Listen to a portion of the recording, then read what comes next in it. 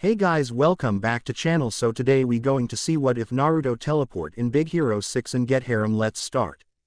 Start chapter. Tadashi Hamada looked at his younger brother Hiro as he drove the two of them through the streets of San Francisco. The young man cringed at the thought that he had just agreed to take his little brother to some back alley robot fight, not even an hour after the two of them had been bailed from jail for being at another fight the cops had broken up. His brother had been there to compete and win with his superior intellect and mechanical prowess, while he was there to keep Hiro from getting beat down by all the thugs who would be unhappy with being swindled. Having lost their parents when they were young, the two had been raised by their loving aunt, Cass, for the past 10 years. It wasn't perfect, but it was good for the small family. Hiro, proving to be a genius, graduated from high school at 13 and proceeded to spend the next year of his life creating battlebots, instead of putting his talents to use. Tadashi wasn't disappointed in Hiro, just worried he wasn't living up to his full potential. That's why when he offered to drive Hiro to his next fight, he was hoping that on the way a slight detour would give Hiro a glimpse at what he could become. And this diversion was going to be taking place at one of Hiro's most hated locations, a school. Since Hiro was a bona fide genius, school bored him. He could even be quoted as saying that he didn't want to go somewhere to have people tell him stuff he already knew. But Tadashi was hoping that his school, the San Francisco Institute of Technology, or SFIT for short, would show Hiro that there was still much he didn't know, and hopefully that would keep him away from bot fights. Claiming a pit stop to Hiro's questions as to why they were at his school and not heading towards the battle, as Tadashi pulled up to the gleaming steel and glass robotics building. While the younger brother continued to complain, the older one could see the curiosity slowly leaking past his mask of annoyance. While the brothers had access to some pretty advanced technology at home, there was nothing that could compare to the robotics department at SFIT. And to someone like Hiro, that was an exciting thought. Shortly after entering the lab, the two brothers jumped to the side as they heard a girl with a purple streak in her hair yell as she zoomed past them on a strange bike with detached wheels before she parked it on a rack. While the boy gushed over the levitating electromagnetic suspension bike the girl had been developing and working on for the past several months, Tadashi decided that one of the best ways to get Hiro to come to his school instead of bot fights was to get him some friends. So as Hiro fawned over the bike, Tadashi decided to step in. Go, this is my brother Hiro, Tadashi said as he looked towards the short girl who was chewing a wad of gum. Blowing a bubble with her gum before popping it, she moving aside to let Hiro inspect her bike that had its wheels suspended between magnets, causing less friction and making the bike incredibly fast. But not fast enough according to the young woman, who was back to working on her bike. With his inspection of the bike done, Hiro began to look around the lab where he met Wasabi, a tall muscular man with dreadlocks, working on a precise laser optic system. The dark-skinned man gave a display for Hiro by throwing an apple into the laser grid, causing it to turn into hundreds of thin slices before their eyes. However, while the man was showing off his system, Gogo had snuck up behind him and messily took a tool from his desk, causing Wasabi's need for order and neatness to kick in, resulting in a chase around the lab between the burly scientist and speedy engineer. As the two brothers watched, the sweet voice of a girl warned them to move as she rolled a large ball of metal towards a hydraulic lift. Once everything was in place, Hiro was introduced to Honey Lemon, a chemistry major, with an exuberant greeting following soon after. The resident chemist was working on what she called her chemical metal embrittlement process. Soon she had coated the BSP here in pink chemicals, and after Honey used her cell phone to snap a selfie of herself and the two brothers to commemorate the occasion, she walked over to her creation, stating that the best part was still coming, and lightly touched the ball, making it explode into dust. While Hiro was dumbfounded by the display, he was still quick on the uptake as he digested the information Honey told him about her project. It was a few minutes later when he started looking at his brother's friends, and realizing that they had weird names, which he so elegantly pointed out, and caused a groan from Wasabi, followed by a comment from Tadashi about how Fred handed out the nicknames. Asking who that was, Hiro received an answer from a new voice from behind him. Hiro turned around, only to scream as instead of another boy, a kaiju monster was standing directly behind him, which waved its arms in a calming manner before removed its head to reveal a lanky blonde-haired boy with a friendly smile, who explained that he was the school mascot, and while he wasn't directly a student, he did love science, which promoted an argument over why Honey wouldn't make him a formula to turn him into a fire-breathing lizard. Eventually the arguing settled down as Fred leaned back in his seat. So where's my fellow lab rat tonight? Fred called out to the assembled students. Don't know. I'm not Whiskers Keeper, Gogo called from her workstation. Yeah right Gogo. I saw you take your bike outside for a test ride, and I'll bet you were looking for him so you and he could have a race, Wasabi called in a teasing manner, that made said girl lower herself behind her bike to hide a blush.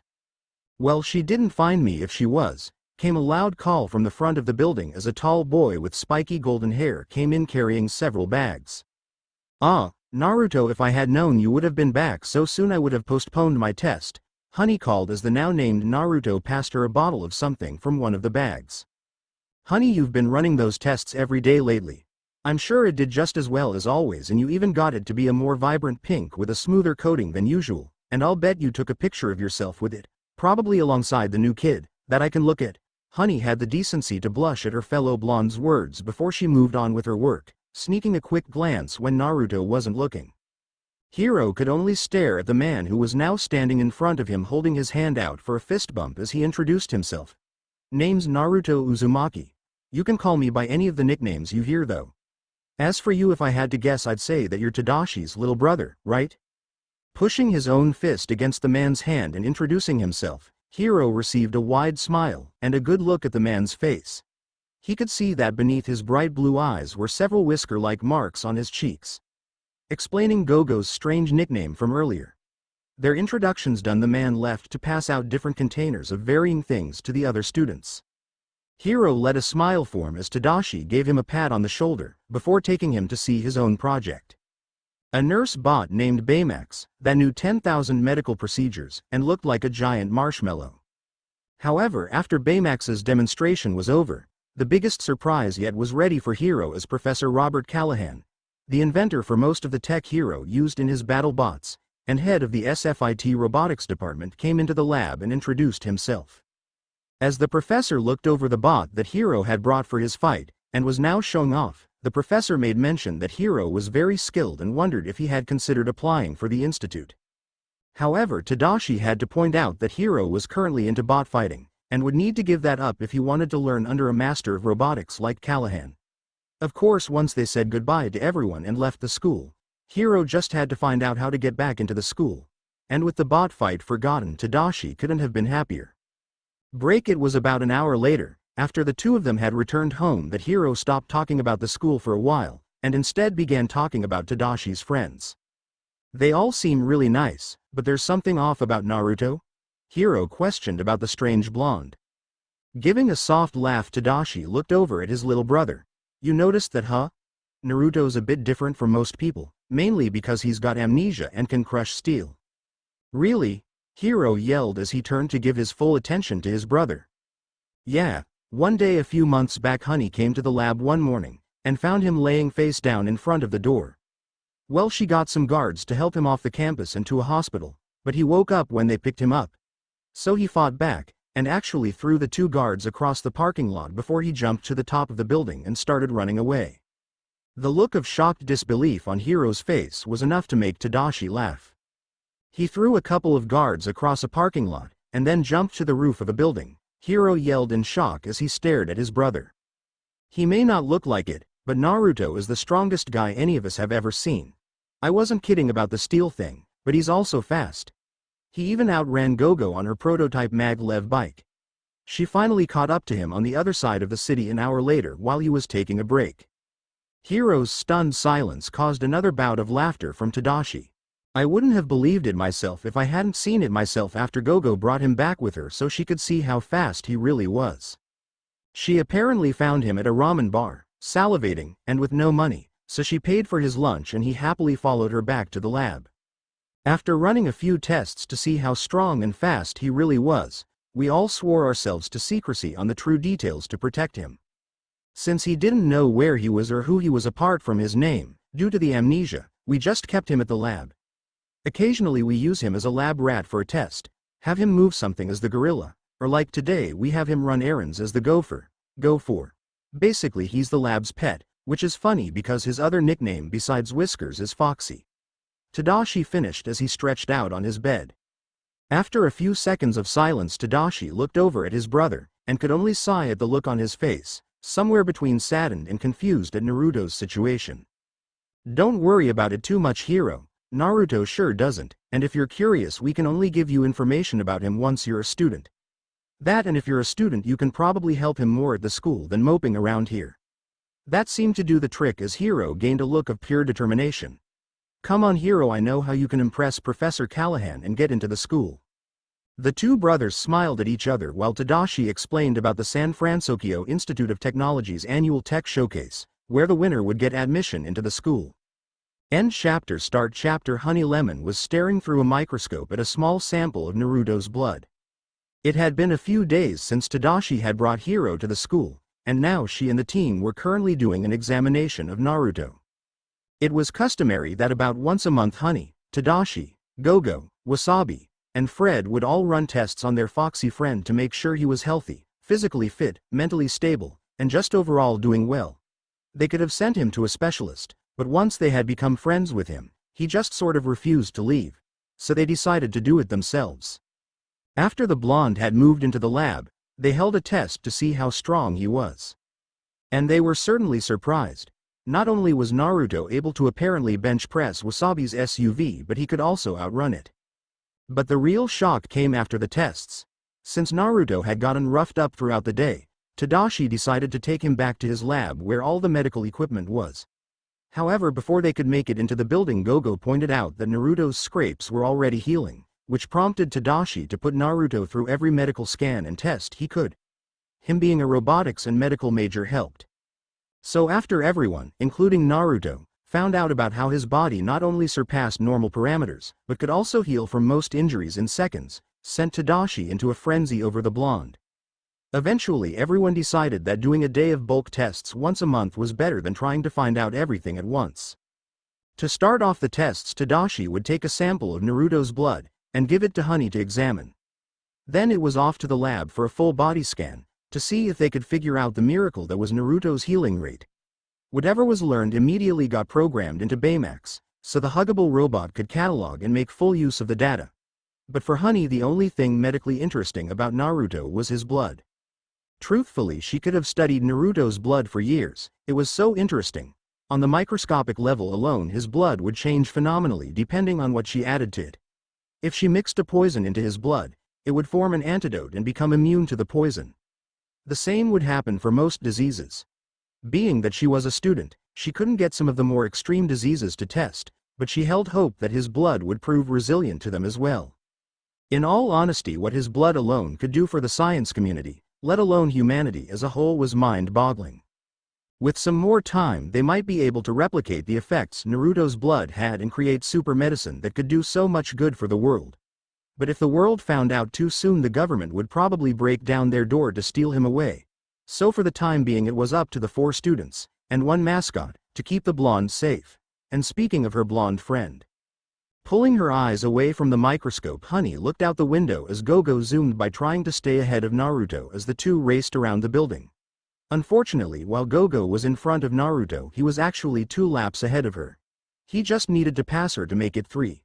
But she was doing better than when they first started racing, and Naruto would be 6 laps up on her. Honestly, Honey loved how far Naruto seemed to push all of them just by being around. Gogo had always loved going fast, but now she had someone to beat outside of her own score. So she tended to get a little carried away for her part of the tests. Once Naruto's body was scanned by Tadashi, Gogo would be waiting for him so she could drag him off for a few laps around the school. And by a few laps they meant until Gogo was exhausted, which took a while. During her daily test rides of her bike, Gogo had been restricted to racing Naruto for half an hour at most. So when she was able to race him as long as she could, she had a tendency to go all out. They were on hour 2 currently, but Gogo was slowing down fast, so they should be done in another 15 minutes. While the speedy engineer recovered, the ever-energetic Naruto would be off to counseling with Wasabi and Fred. A weird combination to have a neat freak and a comic book nerd work together with an amnesia victim. But Wasabi would help Naruto focus on memories from his past, using meticulous methods for keeping the blonde calm, so he could focus on memories. And Fred was around to catalog everything. Mainly because some of the things they'd heard Naruto swear were true should have had him sent to the nearest asylum, but the way he told the stories sounded so real they couldn't just dismiss them like others would. If he had been in a fraction of those situations, instead of just having watched a lot of TV, Naruto must have lived an interesting life. Hell, Naruto himself didn't seem to believe what he was saying half the time, especially with all his conflicting memories. In one of his memories, Naruto said he fought alongside a giant toad against a giant raccoon made of sand. But then he had a feeling that at one point he had some sort of battle with that same giant toad. Apparently he needed to defeat the toad in combat for some reason or another. They were still working on whatever that need was, but in the meantime Fred was going crazy over the battles. While Naruto and Wasabi would sit together on a couch, Fred would sit in his chair nearby and take notes about what Naruto said, even going so far as to drawing them down as comics, which Naruto enjoyed. Originally she was concerned about the usefulness of Fred's drawings, but Naruto would look at them and seem to remember more of his individual exploits as he did. He'd then tell Fred who would draw it out, and Naruto would remember more of his past.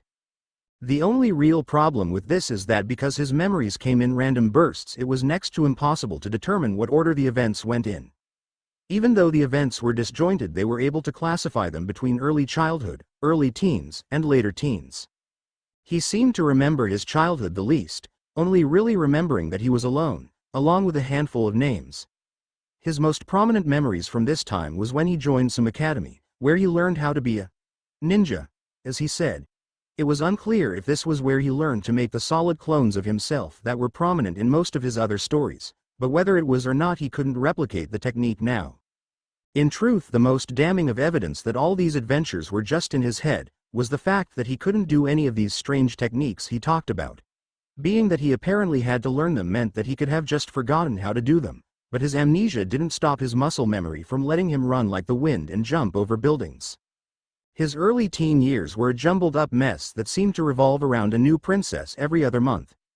And when his memories weren't a Saturday morning cartoon about damsels in distress, his memories were about some other kids, usually ones with black and pink hair. Now, while Honey loved the color pink, she couldn't imagine going so far as to dye her hair the color, but Naruto seemed to think it was natural. Maybe it was common where he was from. Then came his late teen years, which were only separated from his early teen years by some event where he left his home for several years. They currently had no concrete ideas for why he had to leave or what he did besides hang around an old man.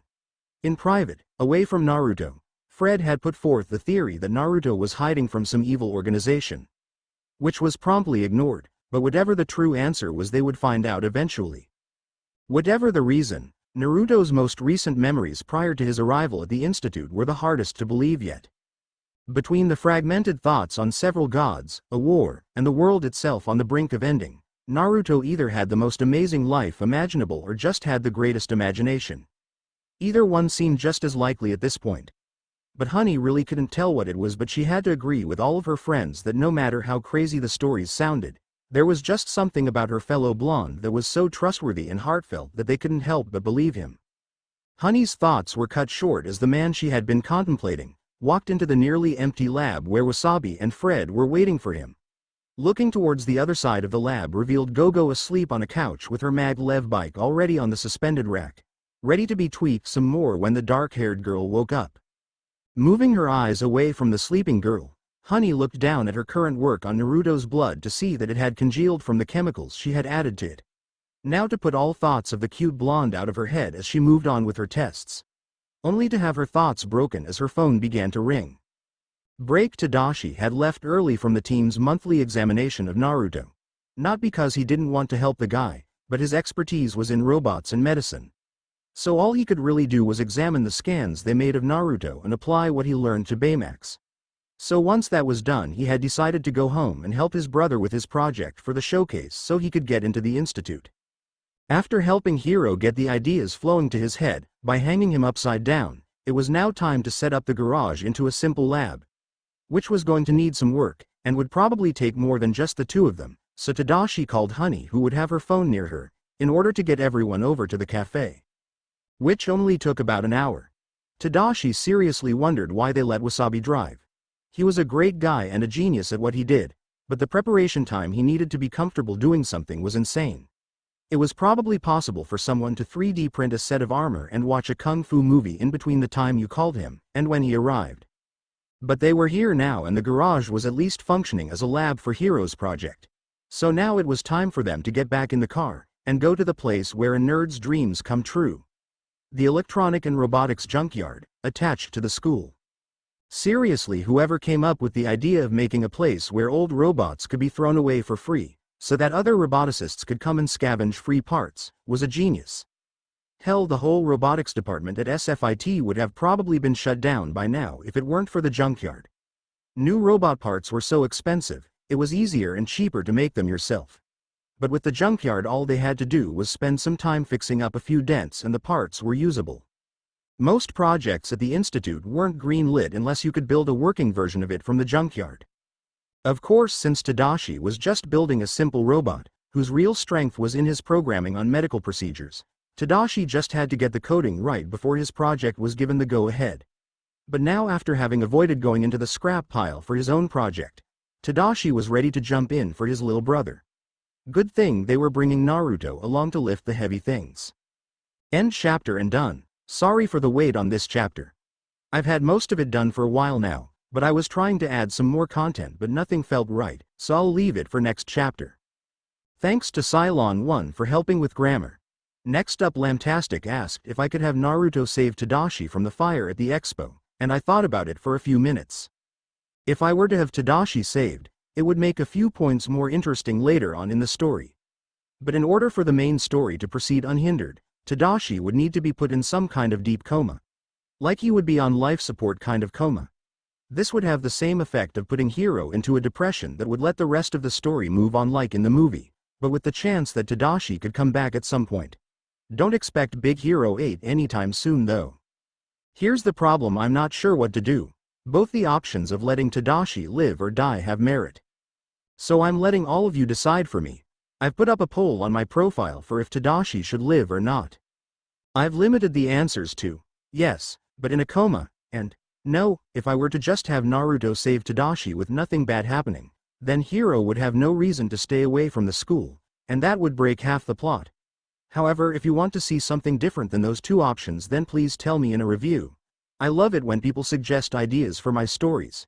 It shows you're interested. Thank you for reading and reviewing. Start chapter. It was a little past noon on the day of the showcase, and the group of Wasabi, Naruto, and Hiro were moving the last of Hiro's microbots towards the robotics lab where they would be stored until that evening when the showcase started. It had taken them multiple trips to get all the canisters over, but once night rolled around they would just have to wheel everything over to the showcase hall by hand. Thankfully, with everyone's help, they had made all the required microbots with enough time to relax before then. Walking towards his lab, the elder Hamada brother noticed a bent metal rod lying discarded on the floor. He had used it that morning when he woke Naruto from one of his meditation sessions in order for him to help move everything. The rod had been needed due to Naruto's sometimes violent reaction when he was broken from his trance. It had all started a month ago when Hiro offhandedly asked if Naruto had tried meditation to clear his mind and regain his lost memories. The rest of the group had agreed that it was worth a try and coerced the energetic young man into trying the art calming his mind. What followed was a group panic as Naruto fell into a trance the group had trouble waking him from. It wasn't until after 5 minutes of everyone yelling and Gogo trying to grab his arm, and was almost thrown across the room as a result, before Naruto woke up. It was agreed upon to use a stick or something to wake him from then on. Due to his advanced strength, no one really wanted to have their arm broken. And Naruto himself still hadn't stopped apologizing to Gogo. An hour after that incident, the group had a conversation with the medical department, through Tadashi's connections, and the team had Naruto hooked up to every monitoring device they could get their hands on, and he was back in his meditative trance. What they found out astounded them, as Naruto seemed to put himself into a self-controlled coma where his own body seemed to shut down all non-essential functions until he decided to wake up. The medical marvel of being able to shut down one's body for an indefinite period of time amazed Tadashi so much that he was tiring himself out as he split all of his time between studying Naruto's meditation trance technique and helping his younger brother prepare for the showcase. But all those sleepless nights were about to pay off for Tadashi as he wheeled in the last canister of microbots behind Wasabi. Hiro was gonna ace the showcase, and he could devote whatever time he didn't spend on Baymax to now studying Naruto's coma technique. And if it possibly had anything to do with his advanced healing rate. Who knows, maybe he was storing energy inside himself that he could use later to heal himself. Break the group were rolling canisters of microbots towards the stage, or carrying two in the case of Naruto. Since they had arrived early, many of the displays weren't fully set up yet, so the team could move around easily. In fact, the only groups that had their displays up were the big corporations like Crytek and Helio Corp. Currently, the group were trying to help Hiro calm his nerves, with varying degrees of success. It was after Gogo's comment about him needing to woman up that Honey cut into the conversation. It's okay to be nervous, Hiro. Gogo and I were nervous during our demonstration for admittance into the institute, Honey said, surprising many that not only was the dark-haired tomboy nervous at one point, but that she and Honey were a team to get into SFIT. I wasn't nervous, Honey. I was still trying to work out the problems with my end of the project, Gogo corrected her friend.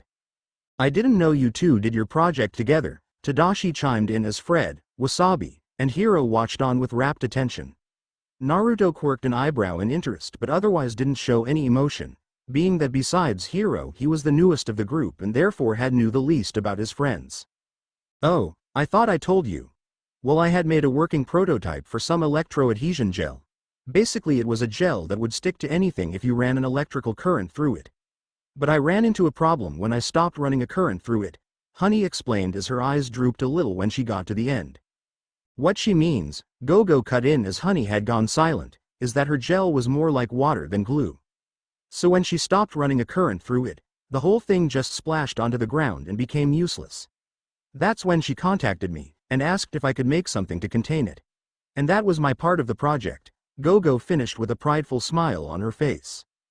That sounds awesome, Hiro said as they reached the stage and were now sitting around it. So is it in beta testing now, and that's why I haven't heard of it yet? Hiro asked. Well, Honey started as Gogo looked off to the side. In order for the gel to properly cling to any surface, Gogo had to develop a flat plate of sorts that wouldn't interfere with the adhesion properties of the gel and render it useless. Basically she had to make something that would stick to something so it could stick to something else like a wall. So I developed a vacuum plate, Gogo interjected. And while the vacuum plate she developed to hold the gel did contain it after the current had stopped, since it used a vacuum seal it also stuck to any flat surface when it was turned on. Meaning we couldn't get the gel back without turning the plate off, or ripping the plate up. Which required a machine or someone with Naruto's strength, Honey finished as she hung her head. Gogo looking at the slightly depressed faces of her friends, over her and Honey's little mishap and decided to finish the story. On uneven surfaces where the plate couldn't form a seal it held the gel wonderfully, but like she said, on any kind of flat surface you might as well have just used the vacuum plate. And while the gel and plate might have been considered failures, we were able to show that the gel was a great adhesive and got Honey into the chemistry department like she wanted. My vacuum plate was good enough to get me entered into the engineering department. And none of the professors really commented on the problem we had. If anything, they were ecstatic we were trying to work around the first one, with just the gel. Hiro gave a low whistle as he looked between the two girls in appreciation of just how smart they were. So do you still have the gel and plate, or is someone else working on them? They're in my lab, but after our showcase we were just too busy to work on them, and by the time we'd already moved to start on new projects, Honey answered as she pointed in the general direction of her lab. The moral of the story is to not worry, Hiro. If we can get in on something that only work as it should have and nothing beyond, you'll get in no sweat, Gogo said as she gave a light tap to the younger boy's shoulder. Giving a smile in thanks as he rubbed his arm, Hiro turned towards the rest of the group. So, obviously I wouldn't have heard about Gogo or Honey's project, but I'm curious if you ever entered anything, Tadashi, Hiro said slyly as he looked towards his brother. No, Hiro, I didn't enter anything. Instead I just showed Callahan what I had programmed of Baymax's AI at that point and he let me in. I will however be entering Baymax when he's finished. So you got in without having to stand in front of a crowd of strangers? Hiro said as he eyed his older brother. No, Hiro, I haven't had to stand in front of a group of strangers, but I have had to give practical demonstrations to the different departments so that I can get funding and parts for Baymax. And compared to standing in front of the department heads, this really is no sweat. Tadashi finished with a sweeping motion. Okay, seriously, between you and Gogo, can we stop talking about sweat? Hiro said as he moved backwards, as he tried to hide the worried expression on his face. The "told you he was nervous" comment from Gogo did not help. Here you go, lil buddy, Wasabi said as he placed some deodorant into Hiro's hand. Don't hesitate to ask if you need anything else. I got everything you could need, breath mints, moist towelettes, and a fresh change of underwear. Wow, you're prepared, Wasabi, Naruto called out. Yeah, man, you should just be like me. I haven't done laundry in like 6 months, Fred stated from where he was sitting, ignoring the dumbfounded looks on everyone's faces. One pair lasts me 4 days, I go front, I go back, I go inside out, then, I go front and back, Fred finished with a smile. While everyone else had backed up from the lanky blonde, Naruto had stood his ground and continued to look at him with more surprise than disgust. And I thought my method of not wearing a shirt to save clothes was a bit much at times, Naruto offhandedly commented, as he unknowingly caused both Honey and Gogo to turn red. As well as make all the boys jealous of your physique at the same time, Tadashi said as he looked at Naruto, who had the decency to blush. Shaking his head at the blonde's antics, Tadashi turned towards his little brother and placed a comforting hand on his shoulder. Come on Hiro, we still have time before the showcase starts and we need to go find Aunt Cass when she shows up, Tadashi said. You guys go ahead, I'll stay here with the bots so no one messes with them, Naruto said as he moved to stand beside the canisters. And don't let Crytek infect you with their new virus, or whatever it is, Naruto said as a final warning. It's not a virus, Naruto, so don't worry about it, Tadashi said as the group began moving away. Yeah, but I have to agree with Naruto, Fred cut in, with a name like Vile it has to be evil.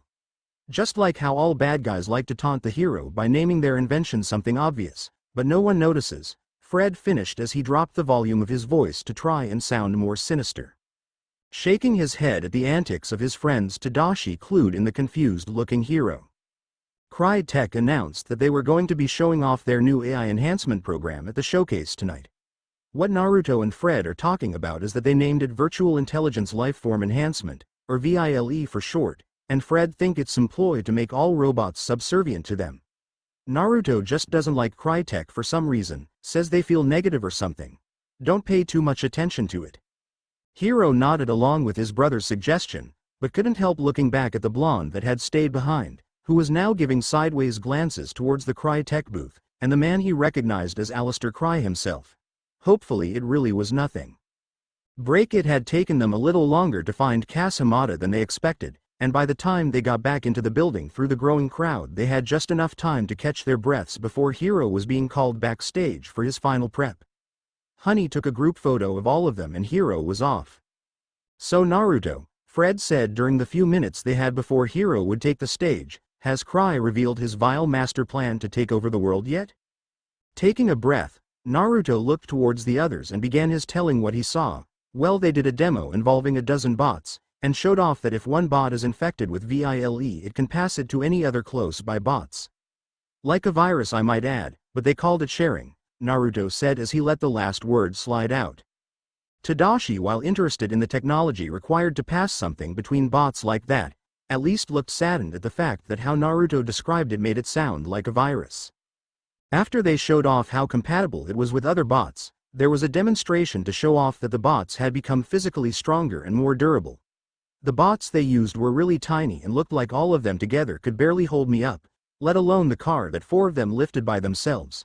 Naruto finished as he pointed to the back of the room where there was indeed a brand new car surrounded by the dozen tiny black and purple robots Naruto mentioned. Wow, can't say I don't want to see that now, Wasabi said as his eyes widened in shock. Yeah, I'll admit it was impressive, but as Cry himself put it, their new program has a problem, Naruto answered back, while everyone else now looked more shocked that the leader of a massive company would admit to a fault in his new system.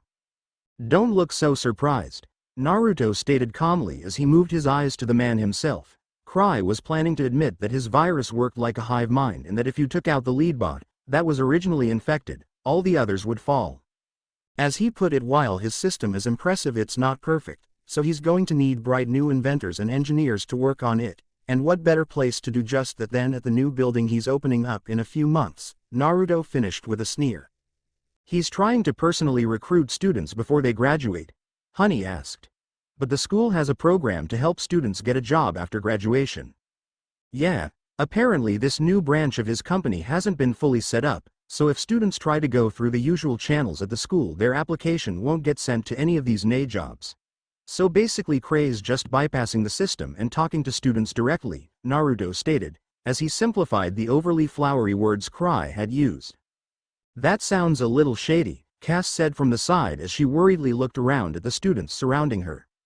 While it is legal, no one can say if these new jobs will be successful or not, Tadashi answered his aunt. If things don't go well for this new wing of Cry Tech, it'll close and all the people who got work there will lose their jobs, Gogo said as she popped her chewing gum for emphasis at the end. Especially since according to the news Cry Tech has been struggling with money lately, Naruto said. Anyone know why? They lost a military contract a few months ago, Fred offhandedly answered Naruto's question. And in return he was greeted by everyone but Naruto staring at him. What? Nothing, Fred, Wasabi said as he turned from the odd blonde to the rest of the group. Anyway, all Cray Tech can do is talk and none of us are even seniors, so we don't even need to pay any attention to them. Wasabi finished, making everyone calm down. Cray Tech is taking a big gamble with this, but even with their financial trouble they are known to succeed in their ventures quite often, Tadashi offered as his final thoughts on the matter. Probably because they only show their successes, Naruto said before he quickly looked towards the stage. Speaking of succeeding, Hiro's about to come out. And while everyone looked at him in surprise, it was only a few seconds later that the intercom announced Hiro onto the stage. How did you do that? Cass said as she looked Naruto. Luck, I think, was the only answer the amnesia-suffering blonde could give, as a nervous-looking Hiro walked onto the stage. But with a well-timed smile from his friends, Hiro shrugged off his trepidation and launched into a display of his microbots. And what a display it was! Not only did Hiro have the judge's attention, he had the entire hall's attention as he showed off the dexterity of his new invention. A bunch of tiny robots that could join together and accomplish more than any one of them alone could.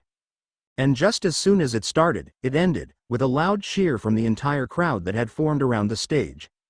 Hiro jumped off the stage and was greeted by his older brother as the two celebrated in their own way, before the rest of the group joined them. A congratulation from everyone and a pat on the back from Naruto, before Hiro was engulfed into a fierce hug by his aunt as the group was getting into full celebration mode. And then Cry showed up. While Naruto had vocally given his opinion on Cry, he was mildly surprised that the millionaire only wanted to buy Hiro's microbots. Why Cry would only want to buy the invention and not the inventor, Naruto couldn't fathom, but maybe Cry just wanted to own the invention and not have to worry about anything else. Like having a 13-year-old work for him. There was probably a law against that. Naruto was broken from his thoughts as a chill ran up his spine when Professor Callahan arrived. Ever since he had set his eyes on Cry today, Naruto had been feeling uncomfortable, but with Cry and Callahan standing beside each other, it was all Naruto could do not to back away. While Naruto had no idea what was going on with himself and would be hard-pressed to explain it, he could just feel the negative emotions between these two men. And while the feeling lessened when Cry left, it was still noticeably there until Callahan handed Hiro a sealed envelope and took his own leave. Not to imply anything, Naruto said as he held his head, but do Callahan and Cry not like each other? While the others looked at him in wonderment, it was actually Hiro who spoke up with his own concerns. Who cares? The young genius said as he shakily held the now opened envelope in his hands. I got accepted. And with another bone-crushing hug from Cass and everyone else cheering, Naruto soon forgot his worries. Now was the time to celebrate a friend's success, not worry about old wounds between others.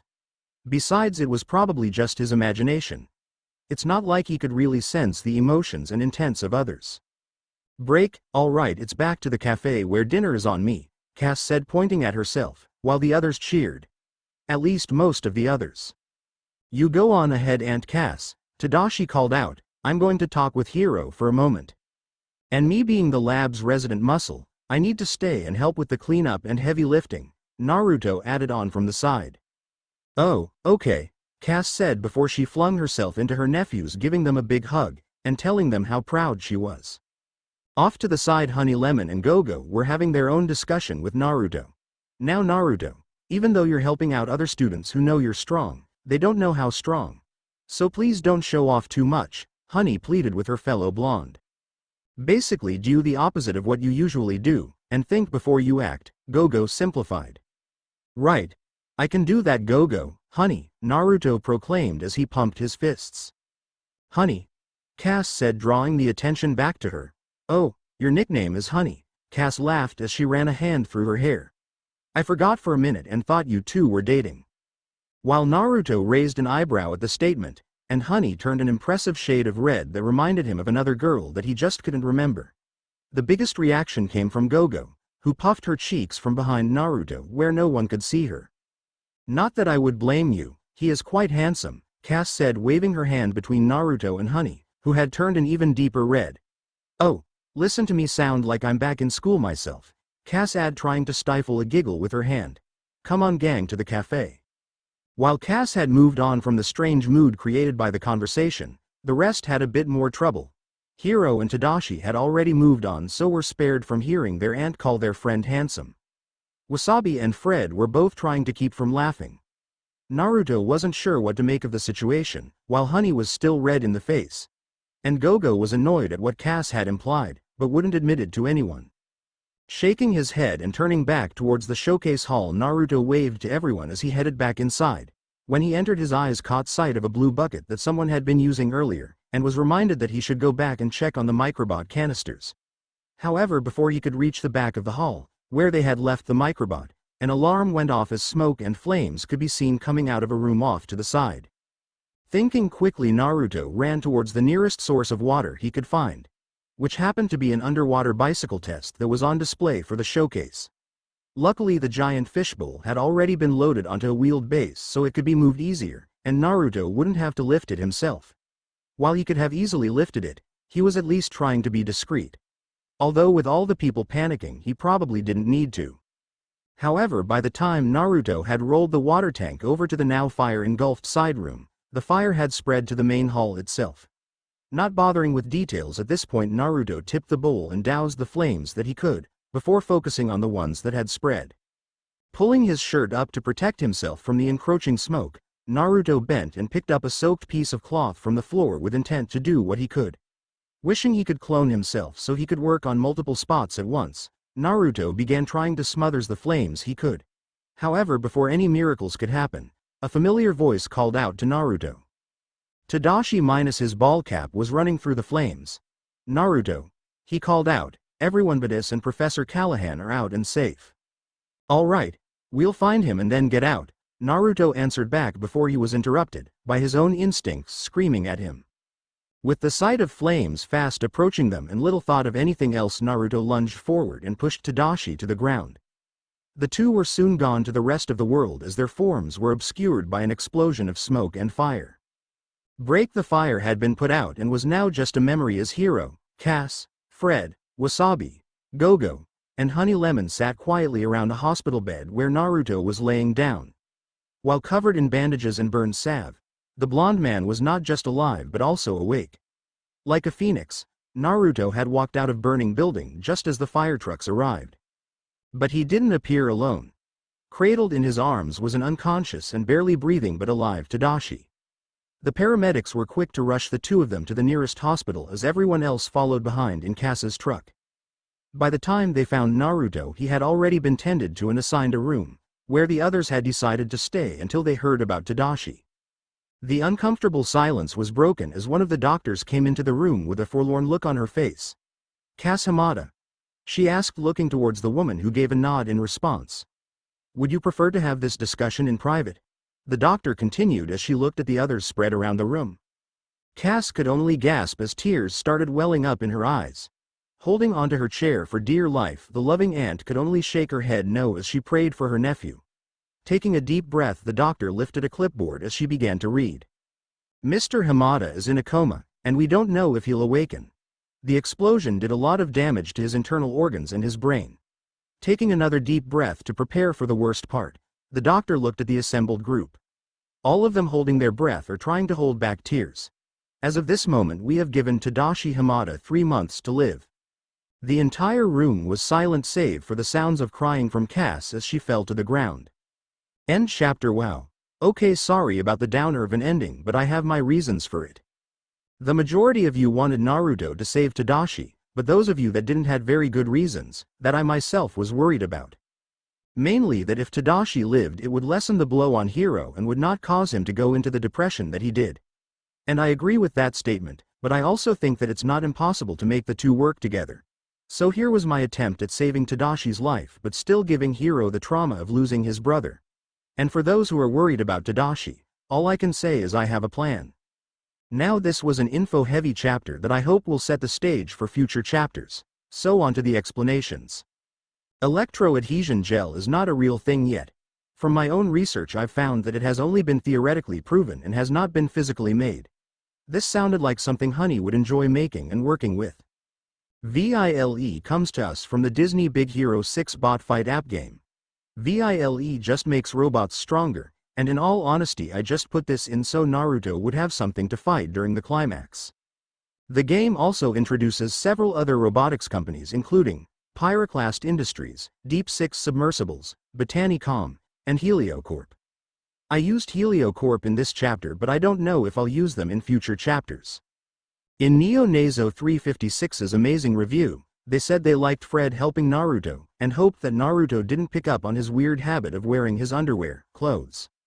Funny they should mention that. Originally in Chapter 2 I wrote about half a page on how Naruto was freeloading in the robotics department at SFIT and only got away with it because he's a lab rat.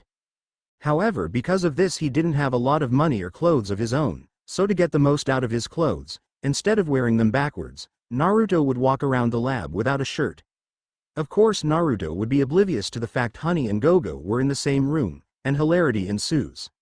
I took out the scene because it didn't fit with the rest of the chapter, and it was stupid, so I put it here instead. Finally, I hope I've done Fred justice. I was a little hesitant about what Disney has done to him, being that in the original comic miniseries the movie is, loosely, based on. Fred was one of my favorite characters of the team. The other was Honey. I'm happy with what they did with her, but I would have liked more bikini scenes like in the comic. But I'm not getting that in a Disney animated film, am I? As always, thank you for reading. Start chapter. It was a bright late summer day as a little over 2.5 months had passed since the SFIT showcase and classes had started again. Tadashi was showing no signs of improving, and the doctors had started giving their estimates in days, causing Hiro's mood to sour even more. The rest of the team were faring a little better, as they attended their classes trying to keep their minds occupied. The group would often visit the hospital together, before heading to the Lucky Cat Cafe to talk with Cass and check on Hiro, who had declined joining the school. Of all of them, Hiro had been taking Tadashi's situation the hardest, locking himself in his room and refusing to eat much at all. But no one really blamed him.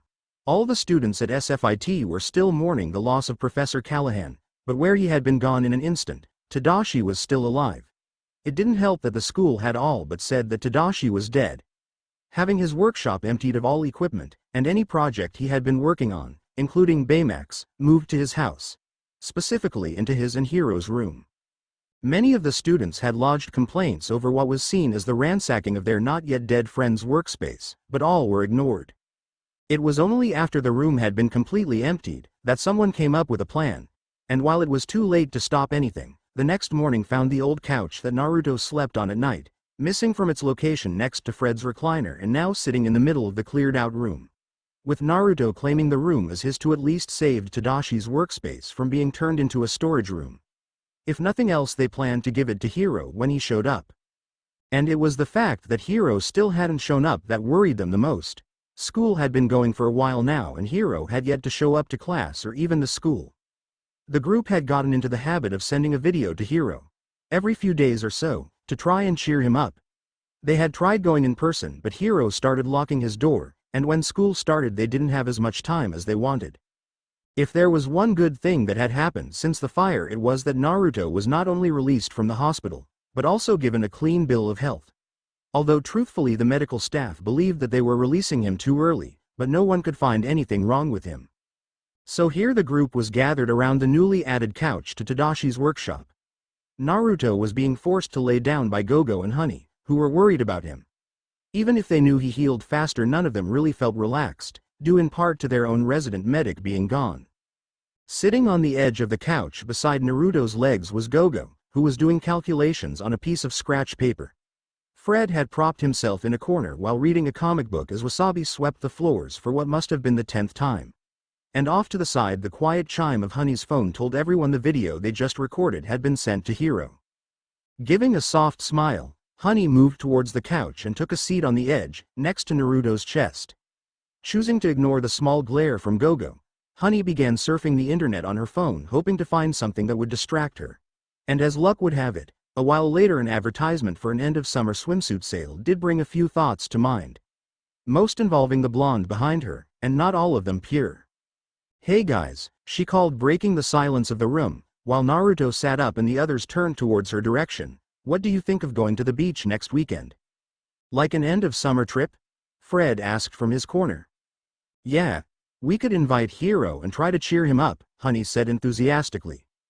"I'm sure he could use the fun, even if it's just enough to get his mind off what's happening," Naruto called out. The rest of the group began to nod and give their own acknowledgement to the plan. It was only as Gogo caught sight of Honey's phone and the advertised sale that things took a turn for the interesting. "Of course, if we do go, we will need to buy new swimsuits," Gogo said with an blatant look towards Naruto. The now blushing blonde could only stutter out a simple "what?" as he tried to back off the couch he had been lying on. Unfortunately for him, Honey caught on and leaned back, pinning his body between her and the couch. Before she looked back to her phone for the location of the store she would be taking Naruto to, and Gogo, she supposed. Naruto meanwhile was busy trying to keep his face from exploding as his blush deepened. While the thought of both the girls in titillating bikinis had initially made his face darken, it was his foiled escape attempt that was pushing him towards dangerous territory. Since Honey had moved back to pin him in place, she had, accidentally, caught his hand at her waist. In fact, from where Naruto's hand was, all he had to do if he wanted to cop a feel of Honey's firm rear would be to turn his hand. Of course Naruto was trying to keep such thoughts out of his head, so had instead looked farther down the couch, where Gogo's admittedly larger rear end was sitting against his leg. The fact that her pants were stretching across her curvaceous form as she leaned forward to look at Honey's phone was also not helping his libido decrease. However, Naruto's self-restraint was tested further as Gogo was now staring at the two-piece suits that Honey had been looking at, and the biking enthusiast was not going to let an opportunity to tease her friend in front of their mutual interest go that easily. "So Honey, thinking about getting a bikini to show off your tattoos?" Gogo pried in as sweet a voice as she could muster. "Maybe finally show why your nickname is Honey Lemon." The results were instantaneous. Where Honey had been perusing smaller and smaller two pieces, she was now holding her phone behind her back and was trying desperately to cover the small of her back, where, just above her ass, rested the image of a smiling cat's face. Her other hand had snaked down to her left hip where the source of her nickname rested. A single lemon. As Honey turned to try and dissuade Gogo from continuing that line of conversation, her back and subsequently the screen of her phone were now pointed at Naruto, who could now see what she had been looking at. While the rest of the group, much to Honey's dismay, were now holding a conversation as Fred yelled out that he had always wondered where her nickname came from since he didn't give it to her like he had everyone else. He had always thought that it was from all the yellow she wore, despite pink being her favorite color. Gogo's whispered comment about the taller girl needing a lemon tattoo in order to balance out her sweetness was met with a glare from said woman, and awe from the odd blonde boy not on the couch.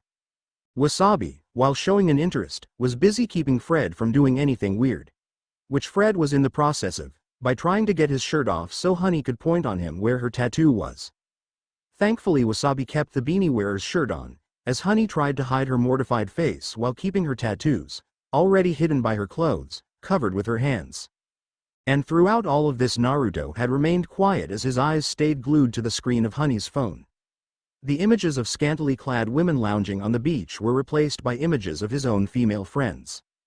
One girl sitting on a rock with long blonde hair and tall thin body made her unmistakable. In the background the surf crested as the swell of her hips gave way to one long leg held tightly between her perky orbs. A pair of lips, highlighted pink, rested just above the knee, held in a teasing smirk that was only betrayed by the fierce knowledgeable look in her eyes. Her other leg hanging languidly in the water, making small ripples with her lithe toes, as the snug two-piece she wore clung to her body, giving a tantalizing peek at what lay beneath the thin cloth. A blur of motion caused the image to change to a new girl. She was lying in the surf with her arms propping her up, accentuating her chest. The sun setting behind her, as beams of light were caught in her raven hair and lit up her face where a single lock of royal purple seemed to rest against her forehead, while the receding water left her body covered in a wet sheen. The yellow pieces of triangular fabric seemed impossibly small, clinging to the woman's chest, leaving nothing to the imagination as a pair of stiff nubs showed through the fabric. A pair of jean short shorts with the fly and button left undone sat loosely on her hips, fully open to show the thin piece of material that comprised the bottom half of her swimwear. It was cut so low that if a strong enough wave were to push against it, the piece of clothing might find its way farther down her strong legs, leaving absolutely nothing to the imagination. A twisting motion and the scene changed to both of the girls side by side. The tall thin blonde with her tresses draped over one shoulder was molded into the side of the petite but more curvaceous dark-haired girl. The moonlight high above them giving an almost ethereal glow to their forms as they held each other in an embrace, leaving only enough room between themselves to entice who they were looking at to come and join them for their midnight swim. The scene was broken by the sound of a dull ringing as the image flew away, leaving unseen the final image of one last person. Not a girl but instead a woman, her feather brown hair framing her face, showing the confidence that has come from years of living. Her full curves pressing against the tight one-piece swimsuit she wore, showing her maturity. The kind of woman one might meet at a coffee shop and fall madly in love with. Sadly, not only had the picture moved out of Naruto's field of view before he could see this third girl, but he had already passed out with the images of who he would swear were the two girls keeping him on the couch, posing in various states of dress. Back in the land of reality, Honey Lemon had been deflecting comments from her friends. From having to shift her arm slightly to full on twisting her body to look at Gogo, she had been busy up until her phone had begun ringing to signal a message. Thankfully the noise seemed to have also calmed everyone else down as she pulled her phone from behind her back to see who could be sending her a message. What she saw made her extremely happy but confused. "Hey guys," she called out, "you might want to see this, I just got a message from Tadashi." At her words all those present, who were conscious, began crowding around the tall blonde even further. Once everyone was gathered, except for a sweetly dreaming blonde, Honey began to read off the strangely robotic message. It started with a request to physically come to Hiro, to heal his emotional pain. This was followed by a brief overview of Hiro, his current vitals, and other things that only someone with medical training would understand. Needless to say that the group of young adults, while fully understanding the request, were confused about who sent the message and why it was worded so weirdly. Fred's answer of Tadashi being brought out of his coma by being turned into a cyborg, so he had to speak like a robot, was quickly shot down, as were his follow-up theories on brain-transplanted robots, Tadashi's apparent superpower of techno-telepathy, zombies, and ghosts. Cue unconscious shudder from an unconscious Naruto. It was only at Wasabi's suggestion of Baymax having access to his creator's accounts that things began clicking together for them. Unfortunately, before they could rush off to the cafe, where their friend undoubtedly was, the bell rang to announce that evening classes would be starting soon. Leaving 3 students and a mascot, staring at each other before collectively sighing. Light conversation resumed as the group began to quickly gather their stuff from around the lab. An agreement was quickly made to meet after class and drive to the cafe, and go invite Hiro to the beach, but now for his emotional health as well as cheering him up. Wasabi, being as organized as he is, was the first out the door, stating that he needed to stock up on sunscreen before their trip to the beach. Fred was next to leave, heading towards the gym for a game he needed to mascot for, which would delay their trip to the cafe even more. The girls were left alone with a now discovered to be unconscious Naruto, who was only given a comment about how everyone knew he was still recovering, and a blanket over his form. Honey, having gathered her supplies, picked her phone up from where she had put it down, and closed out the message from Baymax. Upon returning to the previous page of swimsuits that she had been looking at, she found herself frozen at the sight of some truly daring pieces. Thankfully Gogo was there to help. "Wow, Honey, didn't know you were that bold," served as a good comment from the more petite of the two girls to snap the other back to reality. And snap she did as the tall girl began to juggle her phone in shock as she began to babble about how she hadn't been looking at anything like that, and how the pictures must have changed when she put her phone behind her back, which Honey began pointing out was Gogo's fault for talking about her tattoos. "I only told them about the lemon tattoo," Gogo said in her defense, "I could have mentioned your other one." Honey's hand once again found itself on the small of her back, just above her shapely rear. "Seriously, Honey, woman up," Gogo started as she popped a gum bubble at the blonde. "You decided to have a tiny act of rebellion and get 2 small tattoos, that no one, but me, has seen since you always wear those long shirts that go down to your hips." Said blonde had the decency to blush at the dark-haired girl's words. If you keep on being so shy, it'll almost be too easy to get the first date with Naruto, Gogo said as she reached up to give a hard pat to the taller girl's shoulder. And since he's the only one that's faster than me, when I do catch him I fully intend on never letting go. A sly smile later and Gogo was out the door, with a somewhat fuming Honey Lemon after. The chemist only stopping at the door to turn out the lights for the still unconscious Naruto. Break. It was a few hours later, as night fully descended onto the city of San Francisco, that the 3 students, 1 mascot, and human lab rat, after being told what was going on, all crammed into Wasabi's car for the drive over to the Lucky Cat Cafe. But before they could park, Naruto's keen eyes caught sight of Hiro and what he thought was Baymax leaving through the garage lab that they had used to make the microbots. A quick turn and the group were after the duo. Driving down side streets and back alleys, Wasabi carefully followed after the ex-bot fighter and nurse bot to wherever the two were headed.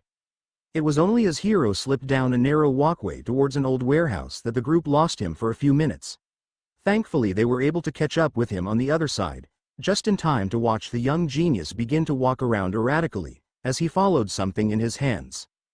With a little patience the group eventually came upon Hiro, leaning against a shipping crate on one of the docks, and Baymax, in what looked like body armor, where the two looked to be ready for something. And whatever that was, they were going to find out as they confronted their friend. Hiro, what are you doing out here at night, dude? Wasabi asked, choosing to ignore Hiro's cries for them to leave. And is that Baymax? Why is he wearing carbon fiber underpants? Gogo asked, moving up to the robotic nurse, who was indeed covered with a black and green suit of armor that covered his entire body. The robot's response to also knowing karate raised more questions for the group about what the ex-bot fighter's plans for being out in the middle of the night were. With one final push from Hiro for them to go away, Honey moved forward from the back, where she had been standing next to Naruto, and placed her hands on the youth's shoulders to try and comfort him. Please, Hiro, don't push us away, Honey pleaded with the youth. Baymax contacted us to help you heal, that's why we're here. Those who suffer a loss require support from loved ones and friends, Baymax chimed in, as the robot toddled forward. Who would like to share their feelings first? The robot asked, getting an almost instant response from the ever-energetic Fred, who moved towards the middle of what was now a sharing circle. My name is Fred, the beanie wearer started off, and it has been 30 days since I last. Holy Mother of Megazon, the blonde yelled as he turned towards what looked like a shadow, picking up a shipping container to reveal a man wearing a black trench coat and a kabuki mask who was only illuminated by one to the few light poles on the dock. Honey, in a state of shock, smoothly pulled her phone from her bag, and quickly snapped a photo as if her mind was on autopilot.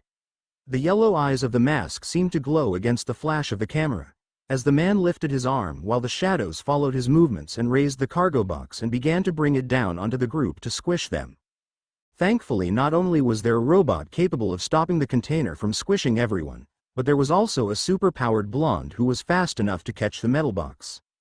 Everyone looked around in shock as the blonde's hands dug into the metal, easily holding it above everyone's heads. A quick shout from Hiro to run, and an order for Baymax to get him, had everyone moving.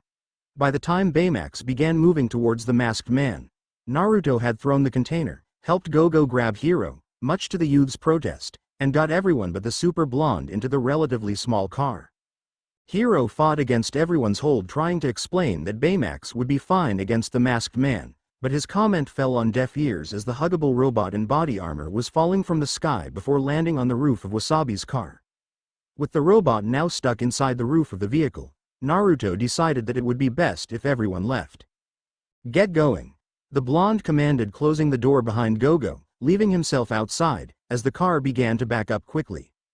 Turning to look at the man, as the shadows that follow his commands coalescing into a mass of inky blackness, Naruto stood his ground and got into a loose fighting stance that his body fell into from his forgotten memories. The writhing black matter shot out from the man, and raced towards the stationary blonde, who raised his fists and began to throw a series of punches and strikes at the black tentacle, keeping it at bay. He continued to fight until the sound of the car turning around and driving farther away had Naruto push forward and deliver a hard punch that broke apart whatever he was fighting and gave him enough time for him to turn and begin running. Using the speed he had practiced with and refined during his races with Gogo, Naruto was soon outside of the dock area and onto the roads of San Francisco. Just ahead of him were the tail lights of the van just seen over the nearest hill as his friends made their getaway. He spared a quick glance behind him to see that the masked man was following him, and by extension his friends, on a shifting mound of the black substance. But worse was that his pursuer was gaining. It was just after an overhead bypass that the man finally caught up with Naruto as a tendril of solid shadow shot out and wrapped around the blonde, lifting him into the air. A quick swipe of his arm let Naruto break free and begin to fall towards the ground, only for another tentacle to grab and throw him just after his feet had touched the road. A few seconds of sailing through the air, only to crash into the street. Naruto screwed his eyes shut to try and block out some of the pain. A plan that worked well enough that when the sound of screeching tires reached his ears, the blonde was able to quickly open his eyes and see the same car, full of his friends that he had been chasing after, parked next to his own stationary form. "Why are you guys stopped?" Naruto asked from his down position, as his slightly addled mind processed that his friends should be moving, and in front of not beside him. "I'd like to know that too," Gogo yelled from the passenger seat, clearly not happy about their current lack of movement towards their escape. "The light's red," was Wasabi's answer as the tall youth vigorously held onto the steering wheel in anticipation for when the light would change. "Are you kidding me?" Gogo screamed out louder this time, but thankfully the light changed and the car was in motion again before the velocity-loving girl could get into a tirade. With his friends on the move, Naruto took a look down the street and saw the menacing masked man barreling down the street on the slick black substance he controlled. Scrambling to his feet, the speedy blonde took off after his friends in their car. "Naruto!" Fred yelled out from the window of the vehicle, climbing over several people to do so. Hiro said that masked dude stole his microbots and burned the expo hall at the school to cover his tracks. This revelation caused Naruto to stumble, as thoughts began to enter his mind. Images of fire and smoke traipsed across his psyche. Tadashi lying in a bed at the hospital as doctors tried to keep him from his oncoming death. The kind professor that had signed off on him staying at the school when he had nowhere else to go. And the man who caused it all was now chasing after him and his friends, all because they had seen that man at the docks. "He's a supervillain who's trying to kill us for seeing too much," Fred yelled from the car, partially mirroring Naruto's own thoughts. "We don't know that he's trying to kill us," Honey added, trying to placate everyone, her sweet voice carrying through Naruto's clouded mind. Fred's yell of warning at a car being thrown at them and Honey's retraction of her statement fully brought Naruto back to the here and now. Quickly turning on his heels, the super-strong young man easily caught the car, as his friends continued to drive away. A tentacle, of the now known to be microbots, shot forward and wrapped themselves around the blonde, lifting him into the air with ease. The recently flung car still in his grasp, Naruto jovially thought it would be kind to return it, and so dropped the car and allowed it to break apart the arm of robots that was holding him. A flex of his muscles and a swipe of his arm had the rest of the black bots off him. Turning his head quickly, Naruto spotted the black-clad creep that had put Tadashi in the hospital and was even now trying to hurt even more of his friends, ducking down an alleyway. Deciding that no matter how much he wanted to chase the man, it was best to stay close to his friends, so Naruto turned and began to follow after the car his friends were in. The car was easy to find, mainly due to the robot stuck to the roof, but the turn signals being used by the ever safety-conscious Wasabi also helped. At least they did until the car slowed for a few seconds, before rocketing off at high speed. Thankfully the car had been going slow enough initially that Naruto was able to catch up with the rest of the group before they could get too far away. Looking through the open window, Naruto was unsurprised to find that Gogo taken over the wheel. The petite woman having planted herself in between the legs of a freaked out, albeit lucky to have the cute girl where she was, Wasabi, who was scrambling to hold onto the paneling. Not that Naruto was jealous of the dreadlocked man. Pulling ahead of the vehicle slightly, Naruto could almost feel Gogo's lips turn into that grin she got when they were racing. The roaring of the engine resounded in his ears, as the world began to blur around him. What were dark tendrils became mere shadowy obstacles as the two raced down the streets. Naruto would duck and weave about the offending protrusions, while Gogo was forced to drive around them and sometimes over them. But if a wall of microbots appeared in front of the car, Naruto would always appear and destroy the offending blockade. At one point Hiro almost fell out when the tentacles ripped one of the doors off, but thanks to the help of Baymax, and a distraction courtesy of Naruto, the young teen was pulled back into the car. Eventually the blonde lost track of his friends as Gogo was able to get a speeding train between the car and the masked man, leaving him to try and outrun the giant mass of microbots. Or at least keep ahead of them until one tendril shot out and wrapped around his arms. As Naruto was about to break free, more of the robots began to encircle his arms to keep him from getting loose. This was followed by being lifted off the ground and carried over the train and after his friends. His new elevated height gave him a perfect view of the microbots that surrounded his friends, and was now slowly closing in on them.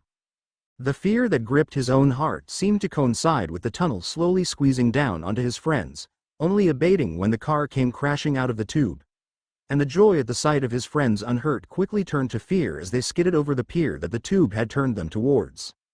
With his friends now sinking into the Bay of San Francisco, Naruto began to struggle harder against his binds to get into the water himself.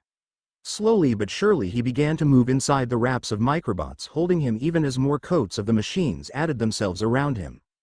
But before human or machine gave out, the masked man who had just finished chasing them raised his arm, and by extension the tendril holding Naruto, and slammed the blonde along with the tiny bots into the water, pushing him down until they reached the sandy bottom, where he was left as the robots left with the masked man, who was now leaving the drowning teens. Naruto recovered quickly, but instead of swimming up for air began to break through the kicked-up silt in search of the drowned car. His search only took him a few seconds as the flashing light of failing electronics from a car alerted him to the location of the vehicle, but not his friends. It was only due to the white vinyl of Baymax that almost glowed in the dark water that allowed Naruto to find his friends and swim towards the surface along with them.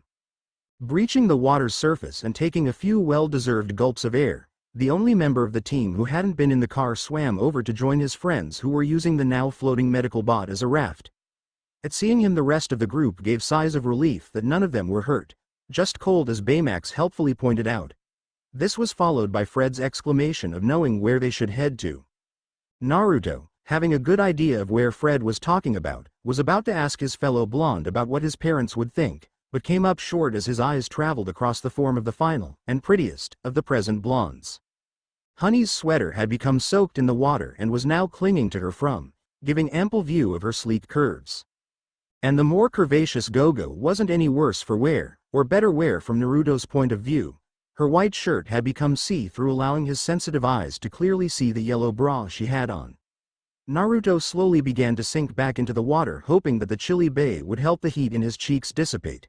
His problem was only exacerbated by the ever-optimistic Honey Lemon.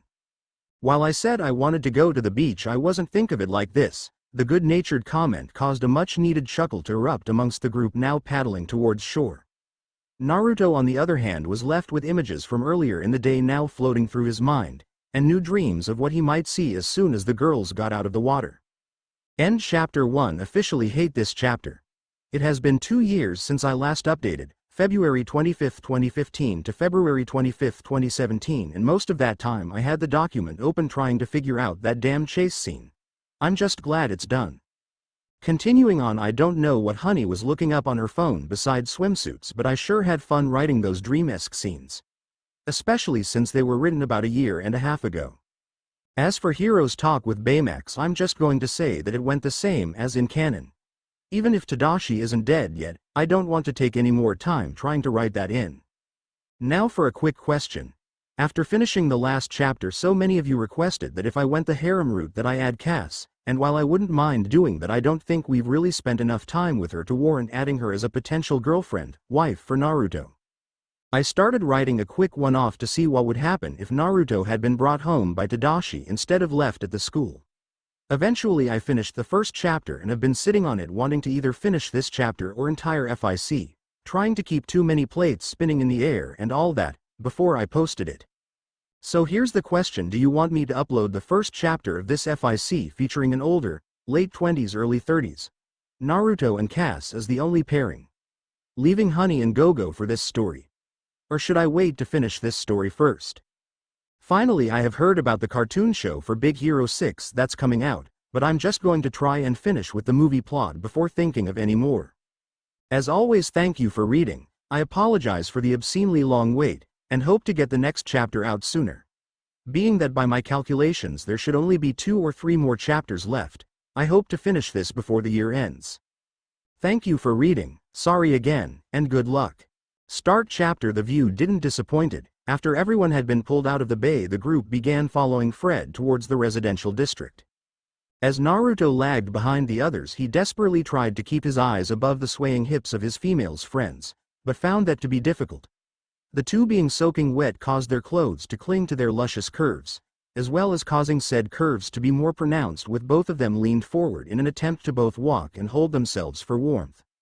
Since he was behind them, Gogo was especially distracting. Her toned thighs and pronounced hips were very eye-catching. Her tight yoga pants showing off her years of cycling, while the biking shorts she wore over top began to ride up and give definition to her plump backside.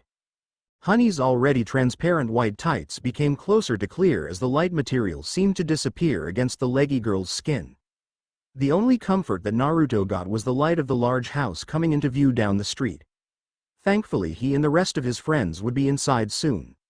And hopefully Heathcliff would have something nice and warm to drink. Naruto, following Fred's lead, began to approach the large estate as the rest of the group stayed behind. It wasn't until the two boys made it to the front door before Hiro called out to them in confusion. Naruto was equally confused, mainly since he had thought that, outside of Hiro, the rest of the group would know Fred lived in a mansion. Although watching Gogo get that cute look when she's angry as her cheeks puffed out was a bit adorable. Thankfully, before the velocity-loving girl could get into a tirade, the front door opened and the family butler Heathcliff strolled out in his usual refined manner to greet them. Fred, in his own over-the-top yet laid-back style, gave the man a fist bump before heading inside. Naruto repeated the action with a friendly greeting before turning to enjoy the stunned looks his friends wore, before beckoning them inside. Of course, the inside was just as opulent as Naruto remembered, warm red colors coating the walls and furnished with family photos that gave the home a cozy feeling. "This is your house, Freddy?" Honey said as she twirled around looking at the expansive mansion. "And you knew he lived here, Naruto?" Gogo asked as she turned her whole body to look at the blonde. "I just figured he lived on the couch back at the lab with you." Naruto scratched the back of his head under the girl's stare, forcing him to look away. "Yeah, I knew. Remember when I first showed up at the lab and Honey found me, but I had nowhere to go? Well, Fred brought me here, but for as nice as this place is, I felt uncomfortable and ended up staying at the lab instead." The blonde returned his gaze to the black and purple-haired girl, who was at least now giving him an understanding but still irritated look. Unfortunately, that wasn't all that the young engineer was giving the whiskered man. Since the girl had turned to face him, she had let her arms drop to her hip as her jacket fell open, exposing the soaking wet white t-shirt underneath. And more importantly, to the blonde's traitorous mind, the yellow bra that was hugging her pale skin. The supporting garment did its job in helping to contain the generous proportions Gogo had, making sure to keep her as streamlined as possible, but still gave clues to her curves. Naruto was very happy with the view, but was even happier when Fred clapped his hands together, not only drawing the attention of everybody but also opening the boys' collection room, which Naruto quickly entered, only to make a comment about how said collection seemed to have increased in the months since he had visited. Gogo, following behind, gave a saucy smirk as she followed in, being sure to button up her jacket. There was no reason to give everyone a free show until her shirt dried. Although the blush from one blonde alongside the jealous pout of another made the cold trek here worth it in her mind. Inside the room, amongst massive amounts of comic books and collectibles, Hiro had made his way to a nearby table, the robotic nurse of the group following close behind.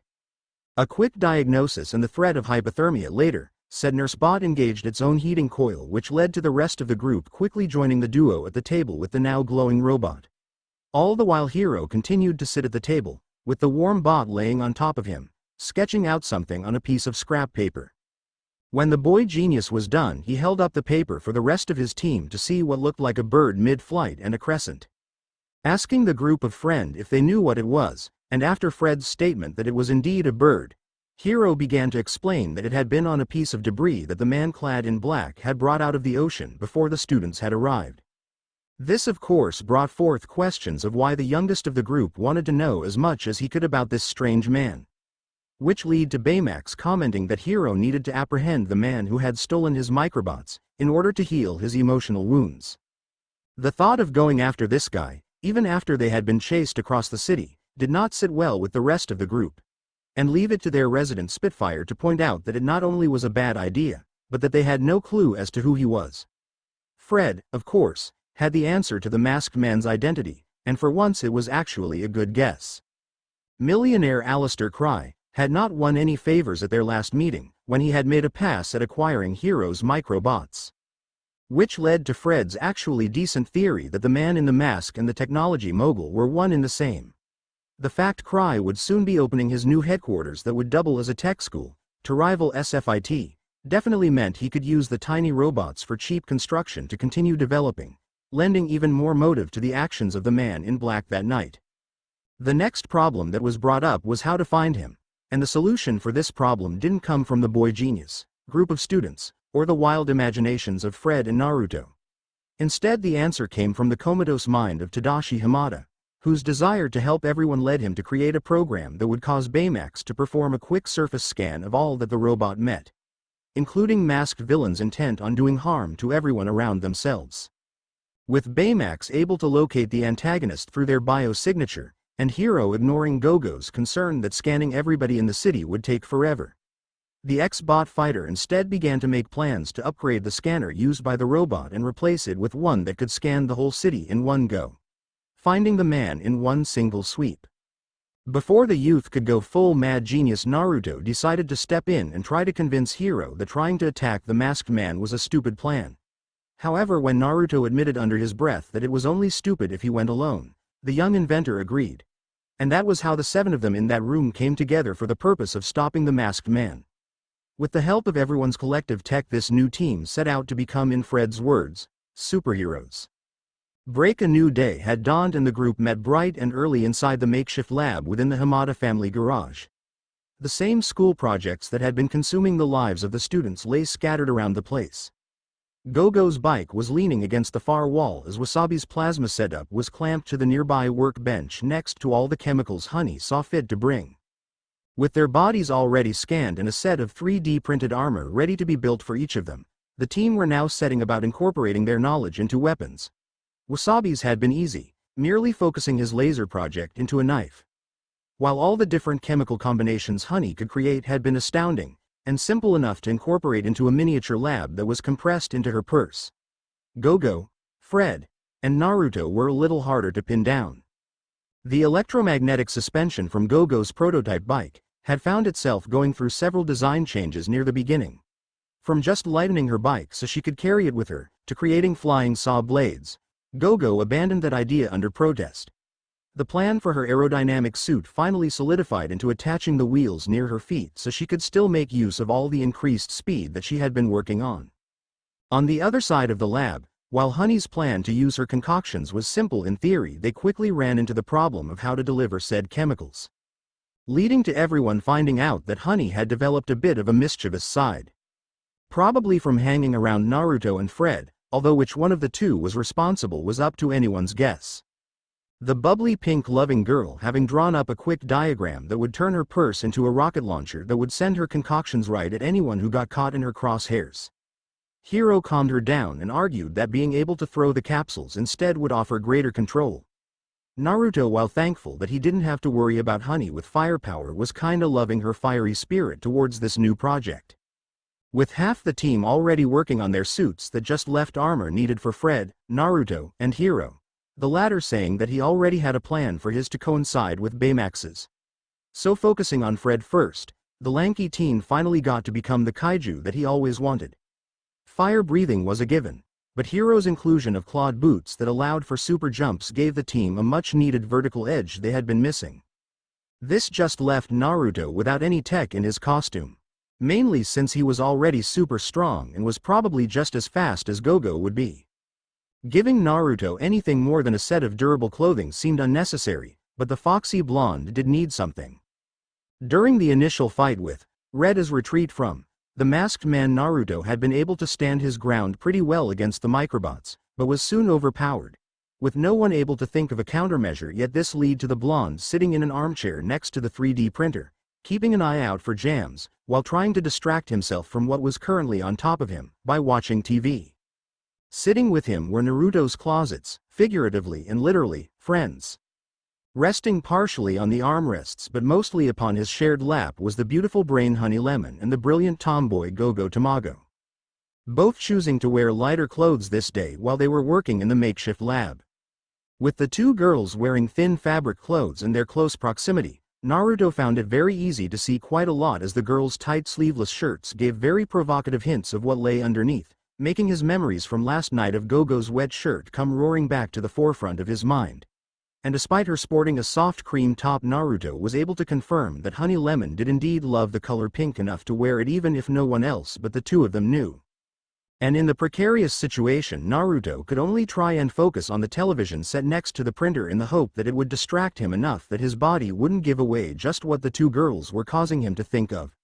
Lord above, it was almost worse than the planned beach day they had to reschedule. It was this attempt to distract himself that allowed Naruto to catch the morning news showing a dark and blurry version of the chase from last night that had been caught on street cameras and the cell phones of people who had been looking out of their windows due to the commotion. The black shadowy mass that followed after a small van had the entire city talking, with only the kabuki mask lending the name Yoka, as the only form of identifying the man. At least they had a name for their enemy now, and soon with renewed vigor Naruto was ready to take the fight to him this time. Or at least he was, until footage from a street camera showed him being tossed around like a rag doll. However, this same video caught Honey's attention, as she turned to ask Naruto some questions. "Hey Naruto, how easy was it for you to fight those microbots last night?" the tall blonde girl started. "It was pretty easy to fight them off when they swarmed me, but once that guy figured out how strong I was he kept grabbing me," Naruto answered back, his voice laced with annoyance at the memory. "Why'd he keep grabbing you?" Gogo followed up. "When I'm on the ground I have enough leverage to just toss the microbots off when they pile onto me. But when that jerk picks me up and throws me, I can't fight back," Naruto explained, trying to show what he meant by waving his arms, but found it difficult due to the two women on his lap. However, his short tail did cause both girls to look at each other with a certain glimmer in their eyes that inventors get when a new idea is sparked. The two stood up, reluctantly, formed their friend's lap, and quickly began to plan out the suit of the Foxy Boy. Break with the team's armor made and ready. Although Honey and Gogo were being quiet about Naruto's, everybody met back at Fred's mansion the next day for the first set of tests. Naruto, in a simple set of clothes, stood in the middle of an outdoor courtyard ready to act as the target for the rest of the team. Given his high durability and strength, he was the best choice, and it meant they didn't have to bother Heathcliff with being the test dummy. Said butler was instead busy making biscuits for everyone to enjoy that afternoon. First up was Honey Lemon, her new purse hanging off the shoulder of the new red chest piece that she now wore on top of a pink dress, the skirt of which might have been just a tad too short for Naruto. Since while the girl jumped around to test her mobility, the view given by the purple tights she wore underneath was very distracting. Placing a cheap plastic mask on, to try and emulate their foe, he gave the girl a sign to begin. The chemistry student pushed a few buttons that now adorned the side of her purse, and soon a capsule was resting in her hands ready to be thrown, or at least tossed towards her fellow blonde. Landing at his feet, the round projectile exploded into a small mountain of slime that instantly hardened into a cocoon for the boy's legs. Walking up cautiously to inspect her work before pulling the mask off and giving her friend a large hug, followed by a chaste kiss to the cheek. A few seconds later, when Naruto had calmed down and broken out of his confines, Honey made a new compound to clean the rest of the encasing material off his legs, a saucy smirk on her face the whole time, leaving Naruto to require a bit more time to get the red to leave his face. Next, the now levitating Gogo teetered before him, her legs shaky from floating in the air due to the wheels magnetically attached to her heels. Unfortunately, the awkward position caused the Korean girl to fall backward onto the stone floor. Hiro, who had been helping with the technical aspects, moved to help, but Naruto was already by her side. While the tomboy was against being helped up, she was perfectly fine with the boy who held her interest checking over her perceived injuries. Standing and finding her balance, the girl, now clad in tight black and eye-catching yellow, raced off once her target had returned to his starting position. Throwing an extra disc that had been attached to the others, the whiskered boy was forced to knock the projectile off course. While he was busy, Gogo had grabbed a nearby garden hose and began running circles around her opponent. Within a few seconds, Naruto's entire body was wrapped up with the petite girl standing next to him, a smirk on her pixie-like face as she twirled the cheap mask between her fingers. A quick reset was followed by Fred bouncing out with help from his new super jump, or was it a monster jump? The excited air was bouncing around the garden before finally landing near his fellow blonde, who promptly pushed him away before the mask could be taken again. A wagging finger let the three-eyed kaiju-dressed boy know that it wasn't going to be that easy. Accepting the challenge and angling himself, Fred launched forward to try a flying body tackle. In the heat of the moment, the glorified mascot seemed to have forgotten that Naruto was able to move faster than a car, and the blue-scaled costume wearer found himself sailing right by as his fellow blonde dodged. However, the comic enthusiast made a quick rotation and from the mouth of the beast released a torrent of flames right at the orange lover's feet, causing the current masked blonde to jump into the air, where a super jumping monster was now hanging in wait, and with a quick claw swipe, snatched the mask off and claiming victory. Congratulations and compliments on the simple but very effective plan were given before the last test began as Heathcliff rolled out a tennis ball launcher and a plate of biscuits.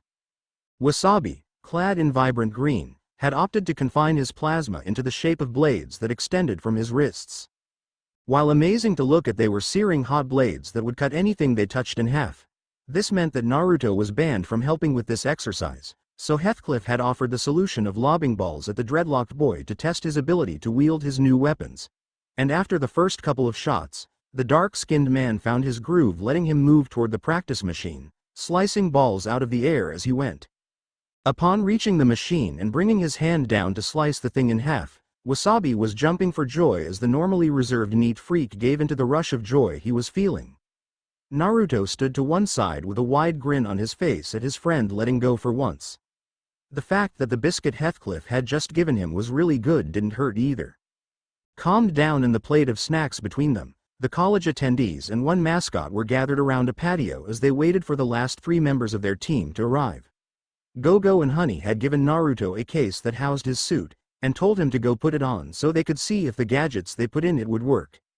An instructive note Honey had slipped in would make sure he knew what it was and how to use it before he returned. Meanwhile, Hiro and the nurse bot had been getting ready on the other side of the house, before the young genius rounded the corner and excitedly told everyone to come and check out their new robot companion. Baymax's new armor was a contrast to his old bland green design, as the shiny red plating shaped his plump body into an intimidating figure while the violet highlights matched with the dark purple of Hiro's new suit. Of course, underneath the new armor was the same friendly healthcare companion, who still had trouble understanding the subtleties of language, as demonstrated by Hiro's inability to get the robot to show them the fist, which left the other members of the team standing there in confusion before the marshmallow medic clued into his patient's desire and launched his now rocket-powered fist into and through a statue off to the side. Everyone cheered at the display, Hiro taking a mock stage bow. Baymax merely stood and let his hand reattach. Before the young genius could finish showing off what else he had added, a soft clapping could be heard across the yard as most of the team began to look around trying to figure out where it was coming from. Honey only gave a sly smirk towards Gogo as they turned and looked towards the house, where the rest of the group's gazes followed. There, literally standing on the wall of the mansion, was Naruto.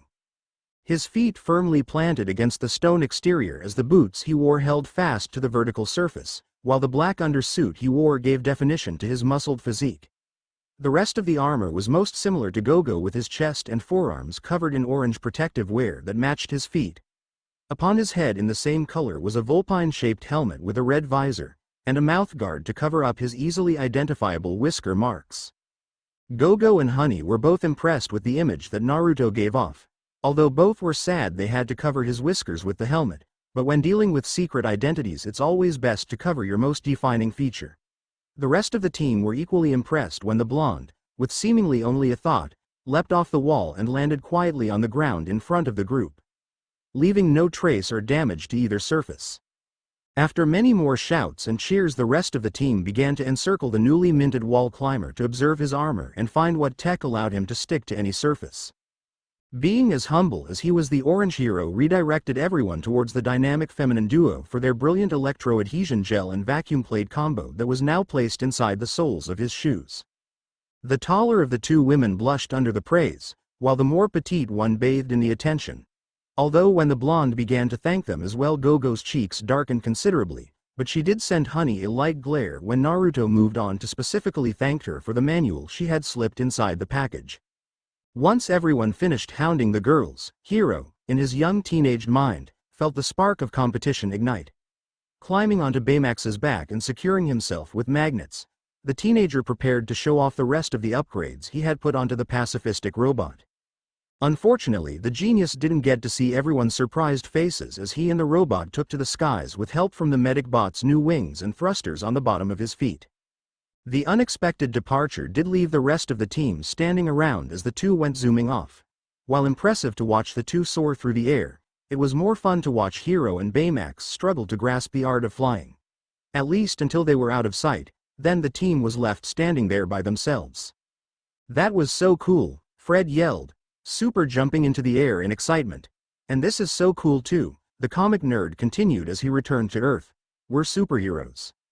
"We're not superheroes, we're nerds," Fred, Wasabi cried out from the sidelines. While Naruto and the girls could only smile at the over-exuberant boy, having learned long ago to put up with his fantasies. Yet it was finally sinking in for everyone. Fred was getting his deepest wish. They were now a supervillain fighting team, ready to bring justice to the city. Once Hero returned from his impromptu trip, they were going to head off and fight some madman in a mask that had probably caused the fire at the SFIT showcase that had affected their lives so much.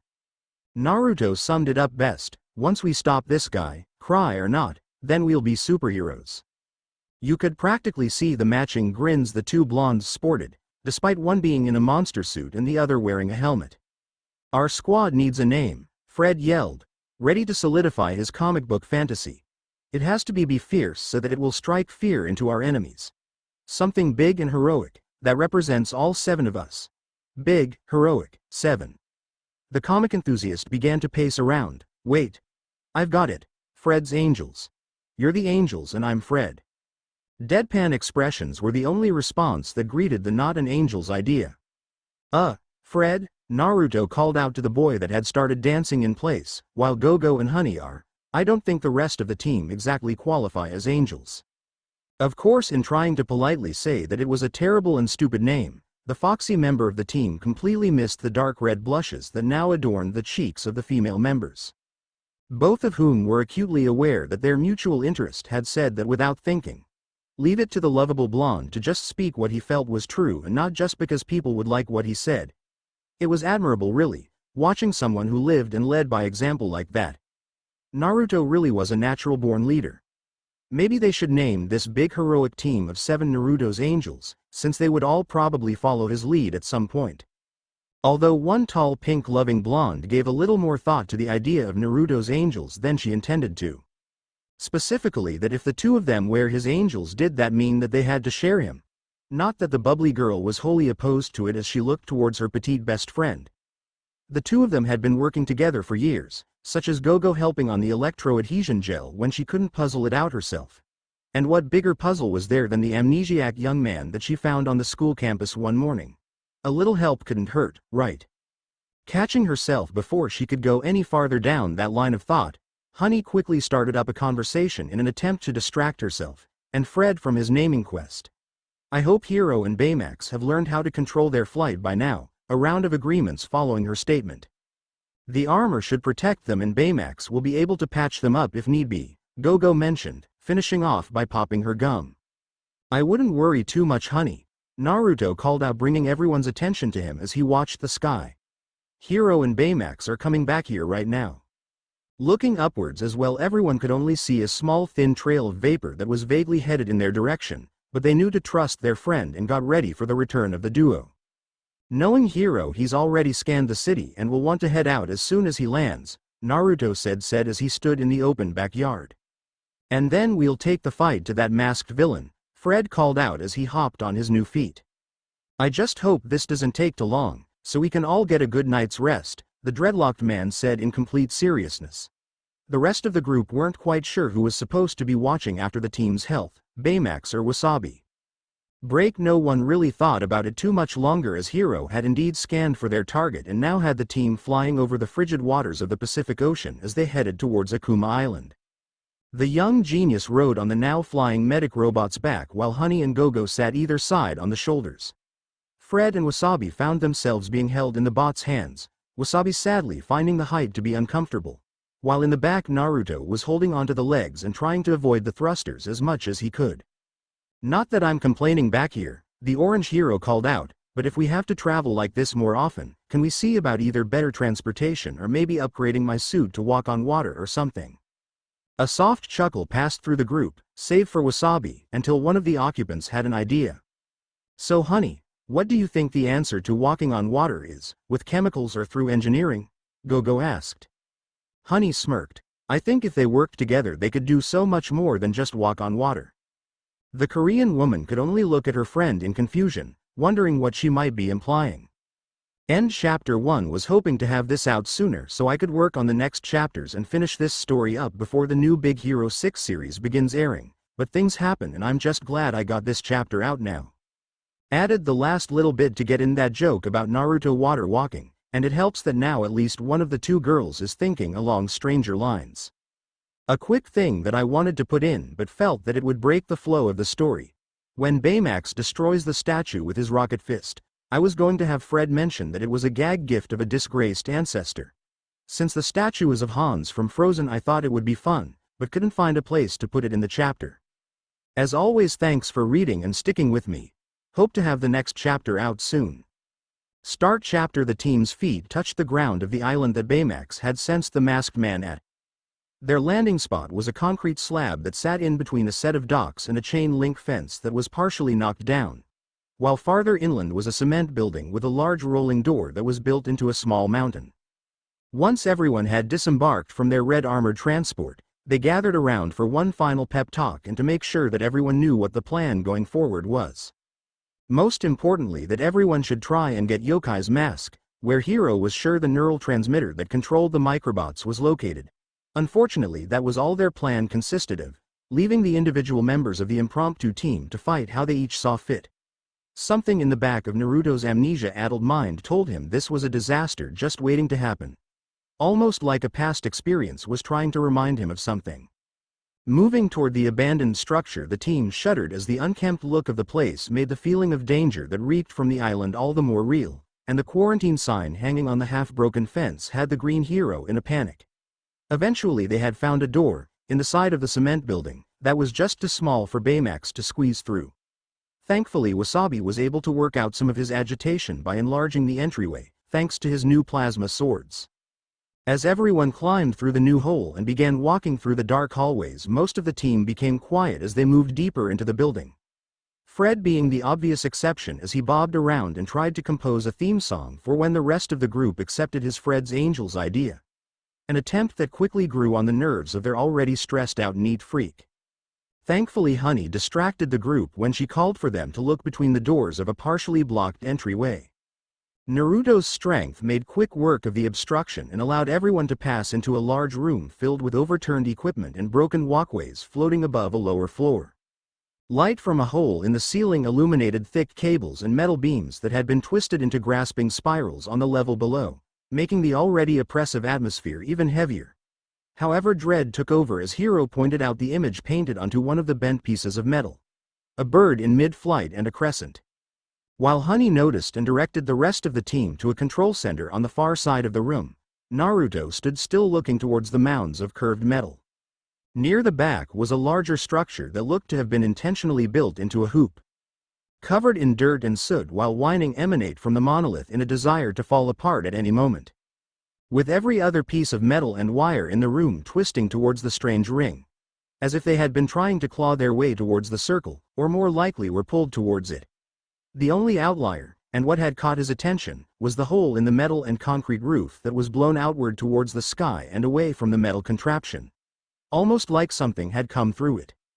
Before the orange hero could examine the room any more, a call from Wasabi alerted the blonde to the rest of his friends already in the control room with a bank of computer screens flickering on and off. Walking down the path and entering through a door that Baymax must have crouched to get through, Naruto joined his friends inside. Unlike the rest of the complex, this room seemed to be lit up as the few unbroken bulbs above glowed with life. Hiro stood in front of a console near the center of the room, while Gogo was bent over in a corner tinkering with something that caused the lights to flicker every few seconds. Curious, Naruto walked towards her, but made sure to stand back so the engineering student could do her work in peace. Of course, the blonde's view from that distance was quite nice, and distracting enough that he didn't notice the slight shake the Oriental woman gave her hips when she noticed who was standing behind her. With one final twist of a something and the slamming of an access panel, Gogo stood up and stretched before moving towards the rest of the group and explained their power situation. "If I had to guess, there's a solar array somewhere on this island to keep it off the grid so no one would know what was going on here. A pretty beefed up one if the wiring is any clue, but the panels have probably gotten covered in dirt from however long this place has been abandoned. So what juice we have now is what we're going to be working with. Unless someone wants to go find and clean the whole array." Gogo finished with a pointed look towards Wasabi, who could only give her an annoyed look but didn't deny anything. With some trepidation, Hiro turned on the bank of computers he had been looking at and prayed as the screens lit up and didn't wave RF at all. A sigh escaped the group as the screen turned red and displayed the bird and crescent image before turning over to show several different views of the control center they were in as well as large room viewable through the broken windows. The static lines marked the images as actually being paused videos, and Hiro, being near the front, began to rewind everything to try and find out what happened. Eventually the video stopped on its own and began to play, probably at the start of a designated recording session. Alistair Cry appeared on screen, causing everyone to tense, as the nicely dressed billionaire stood next to a closed door waiting for someone to enter. Soon enough the doors opened and several important-looking people walked in. Most of them seemed to be business executives, but one was an obvious military general. "Hey Fred," Naruto called out while the recording of Cry gave his best salesman smile, the same one he used on Hiro at the expo hall. "Do you think this could be the military contract Cry lost out on that you mentioned back at the showcase?" The kaiju-dressed boy could only give a shrug, unsure himself whether or not this was the stated incident, but he and the others were now eager to find out. While the team had been busy with their discussion, Cry and his party had moved into the large room with the bent metal, only everything was pristine and clean. However, the biggest change was noticeable when the camera panned over to the far end where Naruto had seen the large ring to one side of the room, but now there were two of the giant hoops right next to each other. It was here that Cry introduced what he called Project Silent Sparrow. The two structures behind him lit up with a soft glow before a blue and purple fluid formed within the confines of the rings. A rubbery hum began to fill the area as Cry borrowed the general's hat and tossed it through one hoop, only for it to appear out of the other one next to it a few seconds later. As the mogul explained, once the hat was returned via the same method, they had finally invented instant matter teleportation, and were now ready to begin testing with a human. The group, having returned to the command center, stood in front of the large windows that looked out over the two portals and watched as the final checks were made on a pod that was being loaded on a rail that would launch it and its pilot into the first portal. A young 20-year-old woman with chestnut brown hair was overseeing the preparations before signaling everything as good and began to strip off her lab coat to reveal a white jumpsuit underneath. Fixing a helmet over her head, the woman climbed into the pod and began to seal it close for its trip into, and hopefully through, another dimension. "This is Abigail, ready for launch. Since these kind people came all the way here, it would be rude if we didn't give them a show." Cry and his guests watched from the control center as technicians observed their displays with anxious eyes. A voice from overhead began to count down while everyone waited with bated breath as the hum of the portal was drowned out by the sounds of the pod's engines revving up. Once the countdown reached 0, Abigail zoomed forward into the blue fluid of the first ring. A deafening silence fell over everyone as the nervous wait started. Only instead of the pod and its pilot coming out through the other portal, a column of flames shot out and began to consume the room, causing the engineers to begin running.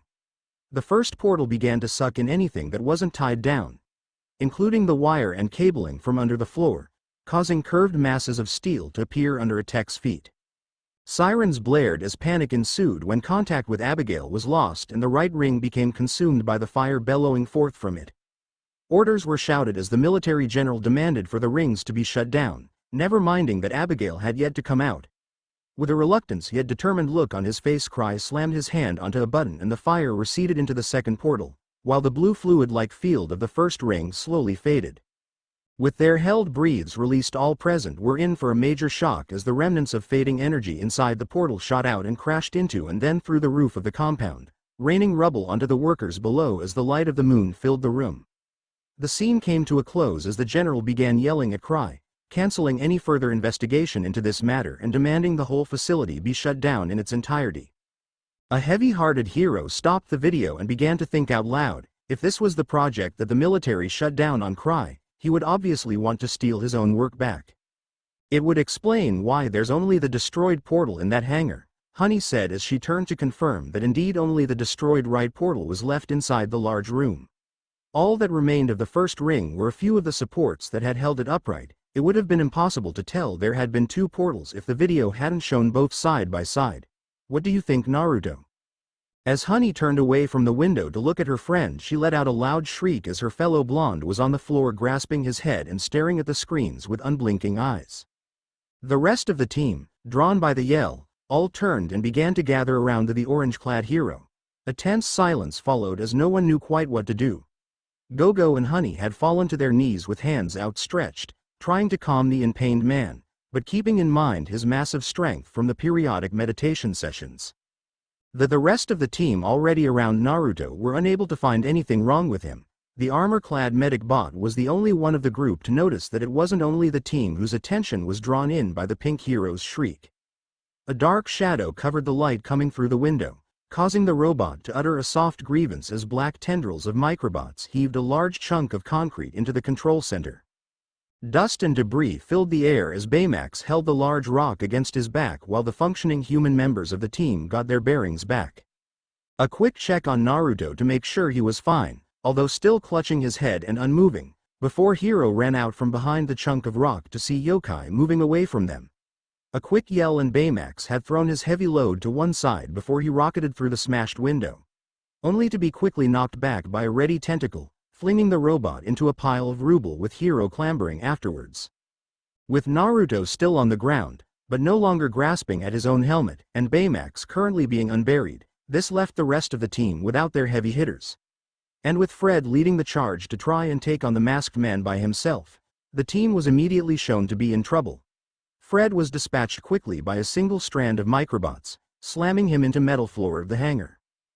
Gogo and Honey fared well enough, with the athletic engineer using the curved metal to weave around the attacks from their opponent while the chemist moved around pillars into a more favorable position. Unfortunately, while the two girls were staying out of each other's way, they didn't have any form of a real plan between them, only having the loose idea of knocking the smug-looking mask off the man's hidden face. The yellow-wearing engineer would throw her discs towards the black-wearing man, hoping to either knock him unconscious or take out the neural transmitter behind his mask.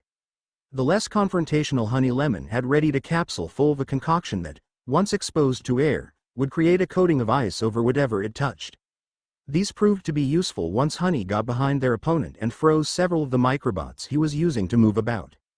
With his moving mound of robots frozen solid, Yokai was forced to jump out onto solid ground where he began to attack more aggressively. And the less mobile Honey Lemon became his new target as he sent many black tendrils towards the chemist. While Gogo tried to get his attention back on her, the villain pressed his attack towards the pink-wearing heroine, but instead of trying to strike her, the masked man would send sweeping attacks at her legs trying to trip her up. This strategy paid off as a stray tentacle caught her unaware, not only forcing her back but causing one of her ice capsules to fall from her grasp and land on the ground beneath her. A sheet of ice formed under her and spread over the floor, where it eventually came under Gogo. The San Francisco local made a good attempt at turning her magnetic wheels into ice skates, but soon found herself unable to stop as she slid towards the already downed Honey. With the blonde underneath of the more petite girl, and said engineer unable to get enough traction on the ice to stand quickly, both girls found themselves at the mercy of their opponent.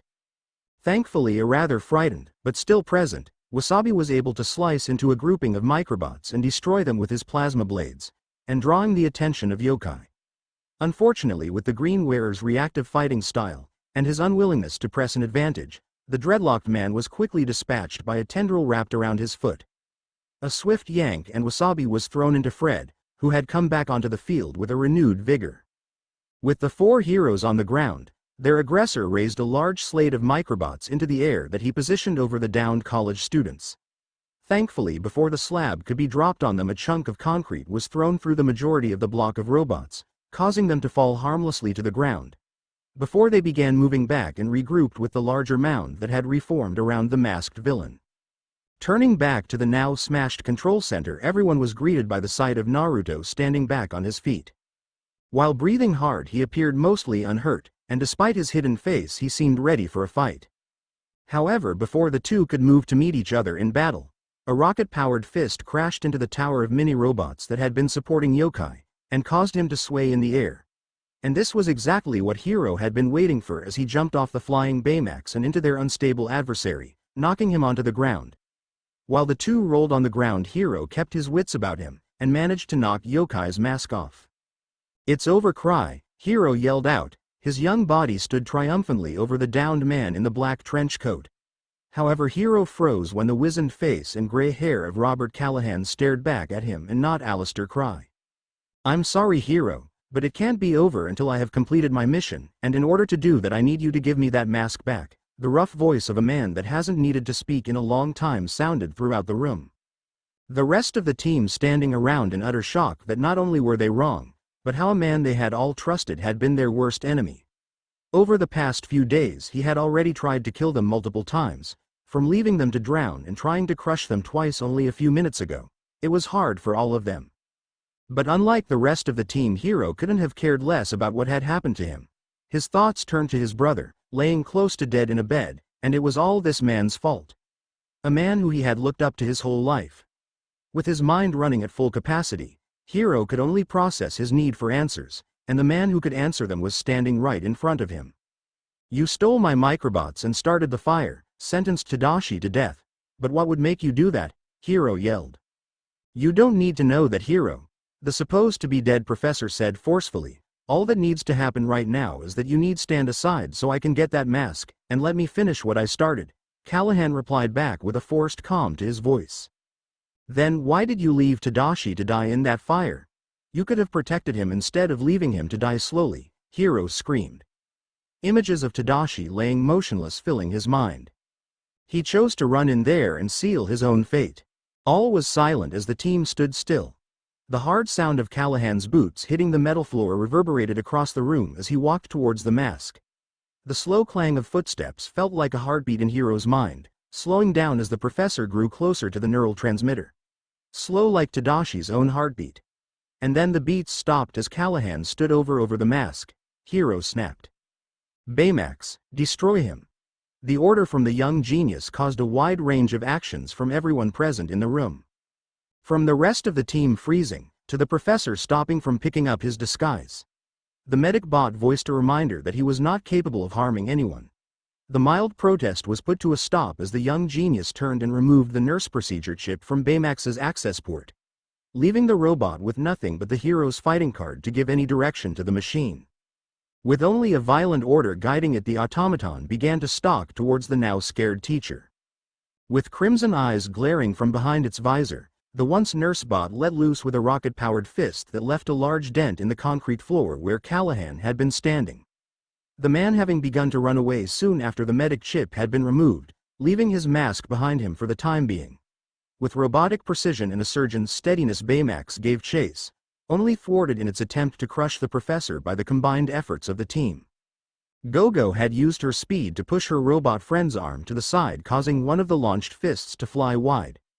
The engineer was swatted aside by a swinging arm for her interference, but the distraction gave enough time for the only member of the team who could match the robot in strength. With a grunt and the clang of metal being stopped by flesh, Naruto appeared in front of his friend just in time for its rocket-powered fits to return. The orange and red armor wearers clashed against each other, Naruto holding his friend in place, while the larger Baymax towered over him. The robot tried to lift the blonde from the ground to throw him, but due to Naruto's suit he was stuck to the ground. The still woozy Naruto felt his arms burn as his muscles strained against the loud whirring motors of his friend. The dull throb in the back of his mind was a reminder of the headache he had suffered through when he watched that strange video. Thankfully, before his already strained body could give out a yellow blur came between the two of them. With the help of her momentum, the petite engineer was able to shove the giant red automaton backwards and away from the golden-haired boy, giving just enough time for another blonde, this one wearing pink, to run up and push the green medic chip back into the rampaging robot's access port. With a clicking sound, the red left Baymax's eyes as he began to look around at all the destruction he had caused. With the clashing sounds of the team's medic apologizing and Hiro complaining about letting Callahan go free, Naruto turned as the missing professor picked the discarded mask and neural transmitter off the ground. With a final look at the team, the Rouge Roboticist summoned the loose microbots and lifted himself out through the large hole in the ceiling. With a final glance, Naruto noted that the rest of the team were busy questioning Hiro on his actions, and feeling they were better equipped to deal with the raging emotions the young genius must be suffering from. Reassured that the other members of the group were going to look after each other, the orange-wearing blonde jumped after the runaway teacher. Outside the compound, Naruto found Callahan, once again in his yokai disguise, with the microbots swirling around him as he neared a large building next to one of the docks.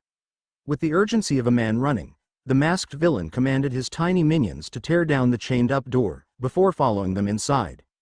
It took only a few seconds for the blonde to reach the metal building, intent on getting to the professor before he could escape.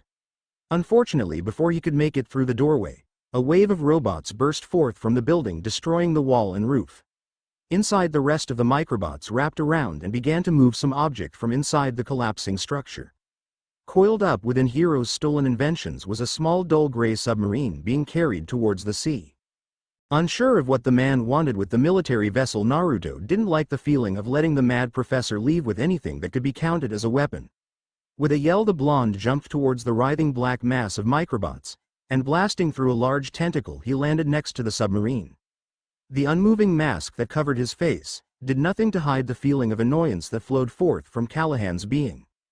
Sending several strands of robots towards the disguised blonde, the runaway professor was shocked when, instead of picking up and throwing the hero, he merely stood in one place. The black mass was wrapped tightly around Naruto, who walked forward calmly, simply letting the microbots try and throw him, and breaking the stranglehold by swiftly swinging his arm anytime they tried to squeeze him. With the young man only a few steps away, Yokai began furiously sending blasts of microbots towards the blonde, hoping to slow him down. Unfortunately for the teacher, Naruto would just bat away any incoming projectiles, never stopping his march forward. With no real options left, the masked man surrounded himself in microbots and leapt into the ocean, dragging the apparently defunct submarine behind him. For an entire minute, Naruto stood on the dock listening to the waves lapping at the shores of the island, hoping to see or hear any sign of where Callahan had disappeared to. Only the sound of thrusters firing broke him from his investigation as he looked behind himself and watched Hiro riding Baymax rocket through the same hole that he had followed Yokai through. Flying higher into the air, the young genius and his robot soon disappeared across the skyline, leaving Naruto and, if the lack of anyone else riding the flying robot was any indication, the rest of the newly formed team alone. With quick steps, Naruto made his way back to the concrete building, curious about what had happened between Hiro and their friends while he had been gone. Entering the large room, Naruto found the rest of the team sitting around. Nearest to him was Fred with the top of his costume off, talking on his cell phone. Honey and Wasabi were next to the computer console, with most of the screens having been smashed due to the flying chunks of cement. Gogo was sitting nearby, rubbing the sides of her leg, where she had landed, while slowly looking around inside one of the computer banks. "I'm guessing Hiro wasn't happy that we let Callahan go, by stopping Baymax from crushing him," Naruto said as he neared the three at the computer setup. "That would be putting it lightly," Gogo growled out from where she was sitting. "He seems so angry and depressed over all of this," Honey commented as she stopped typing on the keyboard she stood at. "I don't know how I'd feel if someone I trusted put someone I loved into a coma they might never wake up from, or even survive for that matter," the green hero Wasabi said as he ducked his head in silent contemplation. The group of students waited in silence, each trying to come to terms with what had happened. Yes, each of them were hurting at the fact that Tadashi had still shown no improvement. The doctors had all stayed with the initial assessment of 3 months until Tadashi passed away, and only about 2 weeks of that remained. And yet none of them felt they could really justify killing their old professor, even if he had been directly behind Tadashi's injuries. Thankfully, the silence was soon broken by the arrival of the team's resident kaiju. "Okay, so Heathcliff should be here in about half an hour to pick us up in the family chopper," the mascot said as he placed his helmet back on. "And while we wait, can anyone tell me why the obviously evil Cry isn't the one behind the mask?" "That's what we're going to find out here, hopefully," Honey replied as her ever-present smile returned, hoping to keep the team's spirits up. With a few quick key presses, one of the remaining intact screens lit up and showed the same video that the group had been watching earlier. A quick button press and the voice of the general talking down to Cry once more filled the room, before the sound of a man running down a set of stairs drowned out the rest of the noise. With heavy footsteps, Professor Callahan descended a set of metal steps near the back of the room, and ran towards Cry, and the now quiet general, screaming. What followed was several of the remaining scientists grabbing onto the enraged man trying to keep him away from the businessman. The roboticist's words came out as an incoherent mess of threats and curses, yelling about how even though all of them had known of the danger, yet the tests were given the green light anyway.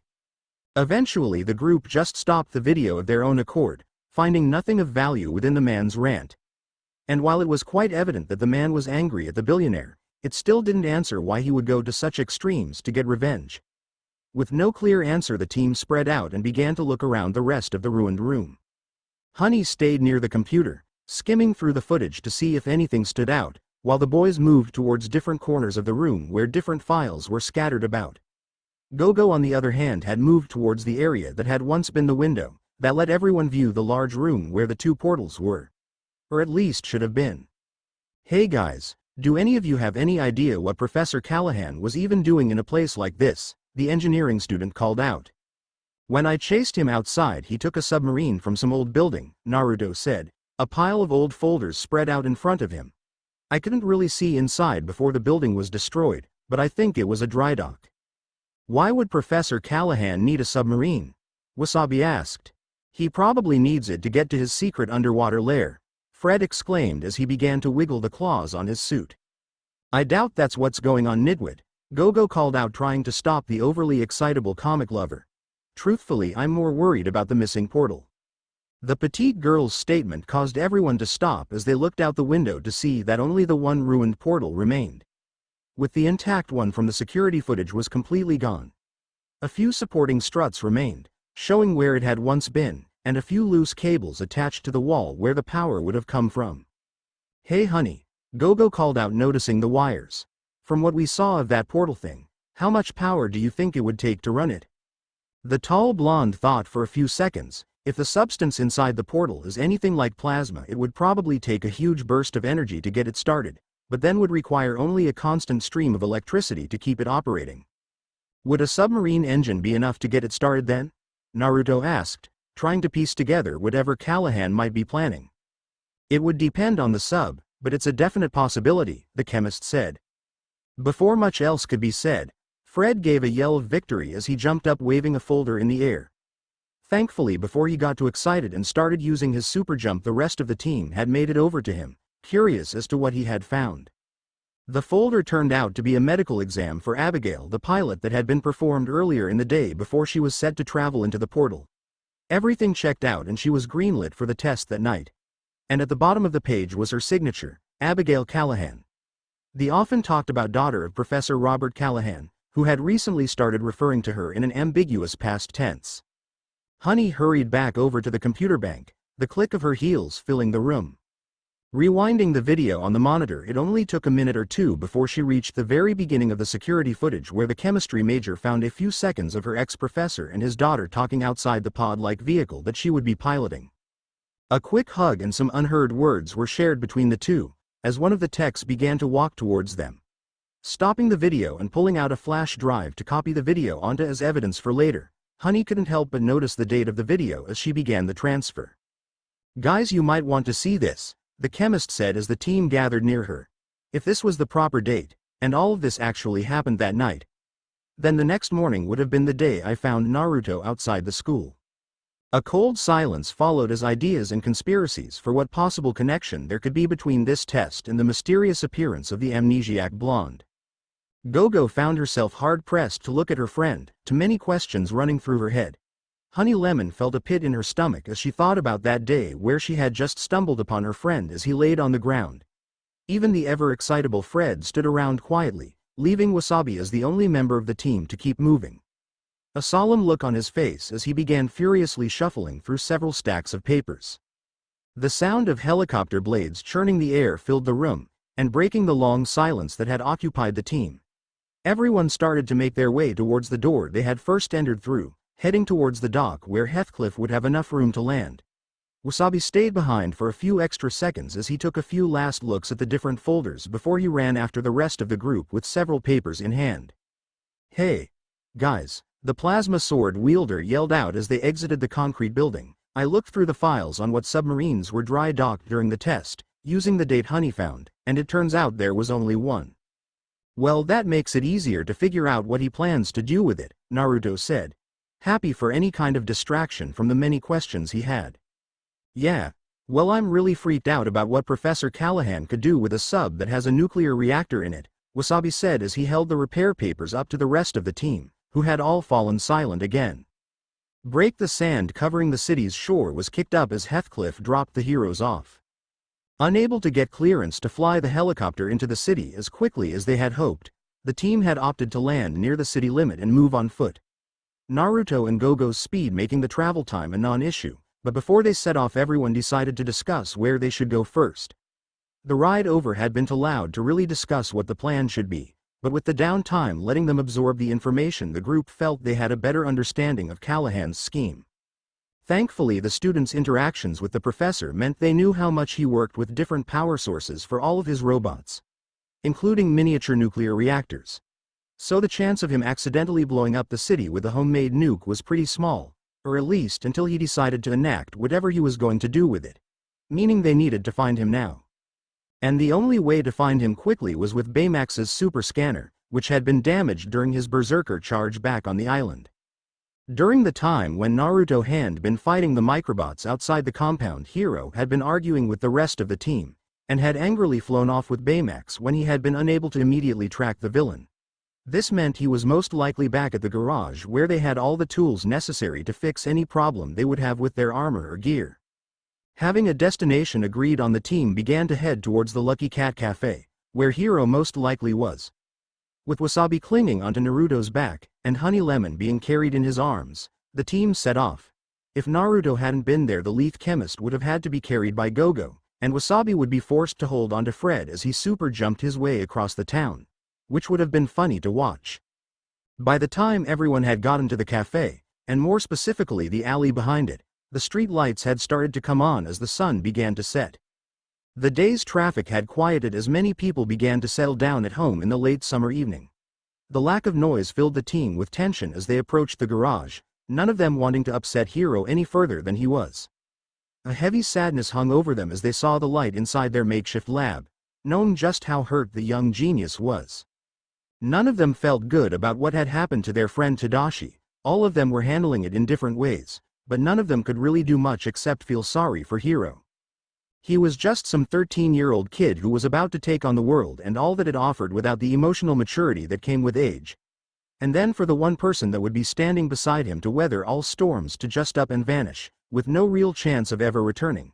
It was honestly a miracle that had taken him confronting the man who had hurt his brother, before the boy had blown up in anger. With soft footsteps, the team stopped just outside the garage, listening as the soft whimpers of a crying Hiro were muffled by the soft and squishy body of Baymax. For an entire minute everyone just stood still, no one daring to move as their friend finally allowed himself to grieve. Only the sound of quiet sobs filled the air, until the voice of someone very familiar began talking. "This is Tadashi Hamada, and this the first test of my robotics project." For almost half an hour the recorded voice of Tadashi played throughout the alley, only meeting failure as he continued to push forward to finishing the creation of his medic bot, never giving up until he finally got the result he was looking for. With spirits lifted and morale high, the team walked into the lab in Hiro's view. Before he could give any kind of apology, Gogo walked up and pulled the young man into a hug, silencing any more doubt and guilt amongst the team. Once he was released, Honey pulled out her flash drive and began to explain to Hiro what they had learned, from Callahan's reasoning to the nuclear sub. With renewed vigor everyone got to work on planning for how they were going to stop the revenge-driven father. With determination in his heart, Naruto stood next to Gogo and smiled as he thought about how she had handled Hiro so effortlessly. "You're going to make a great mother someday, Gogo," he whispered to her. End chapter done. Wanted this finished in January, but I'm fine with this. So bearing things becoming too long, next chapter should be the last chapter. The final fight at Crytek, going into the portal, and seeing what we should do with Tadashi. I'm going to be focusing on this story because honestly I just want to switch it over to complete as soon as possible. Very quickly now let's talk about that nuke I put into this chapter. A bit of a spoiler, but the nuclear reactor is just going to be used to power the portal and never blows up. Callahan doesn't plan to use it for anything else, but as a power source. I can't find much proof of this anymore, but I swear I heard that in an earlier script for the Big Hero 6 movie they were going to have yokai take a nuclear sub for the same purpose I have, but scrapped the idea. Given how powerful I've made Naruto, I believe the added threat, on top of Craze VILE robots, would give Naruto plenty to work with. I just wanted to clarify this during the currently tense climate the world finds itself in. That being said, let us now talk about the new Big Hero 6 TV series that aired its first 2 episodes. I've received a few PMs requesting that I continue this FIC throughout the TV show, and while I'm not against it, it would be quite a lot more work. So what I'm going to do is finish the next chapter and just call the FIC completed until at least season 1 of the show is over.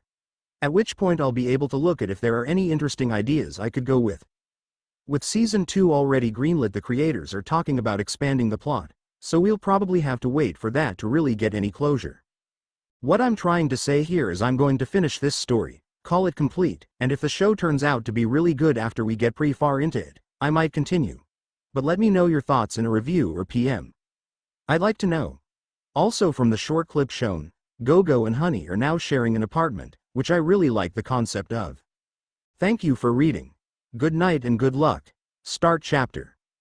The sun crested over the waters of the San Francisco Bay, and reflected off the white surface of a building.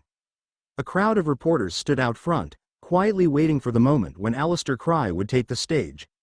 Everyone was anxious for the opening ceremony of the new Cry Tech headquarters and university. One that would of course rival SFIT. All was silent as the billionaire and his assistant confidently strode towards the podium on the stage that had been set up. The sound of papers resonated through the microphone as the company head prepared for the dramatic speech to thank everyone for all the support and effort that it had taken to complete this grand vision. One that would shine over the rest of the world like a beacon. However, before he could begin, a dark shadow began to loom over the congregation, blocking out the sun. A writhing mass of black climbed into the sky, towering over the crowd, before falling forward onto the complex of buildings, sending glass and tiny robots flying everywhere, causing the crowd to panic as they began running away. A few brave reporters choosing to back up to the street, but stayed in sight as they recorded the event. Cry stood on the dais looking around wildly at the surrounding chaos. He and the other guests of honor could only scream when the platform they all stood on erupted upwards, as microbots carried them into the sky. Their horror-filled gasps were cut short as the robots coiled around them and began to tighten, halting any cries for help. Slowly from the mass of black a form began to take shape, as the villain yokai appeared. His tiny minions carried him onto the campus, as all became still for his approach. Everyone currently being held up looked on as the white mask of the infamous yokai shone against the writhing black nightmare he was controlling. With wide eyes and pained breaths, they all watched as the head of the company was brought towards the imposing individual, as the kabuki mask began to raise up on its own. Robert. The billionaire yelped as the robotics teacher revealed his face to everyone present. From the remaining news crews to the investors, the world now knew that Robert Callahan was alive. And he was perfectly fine with his revenge being public. All the more people to learn of the pain that had been given to him. "A year ago you took my daughter from me," the venomous words dripped from Callahan's tongue like spikes. "Today I'm going to take everything from you."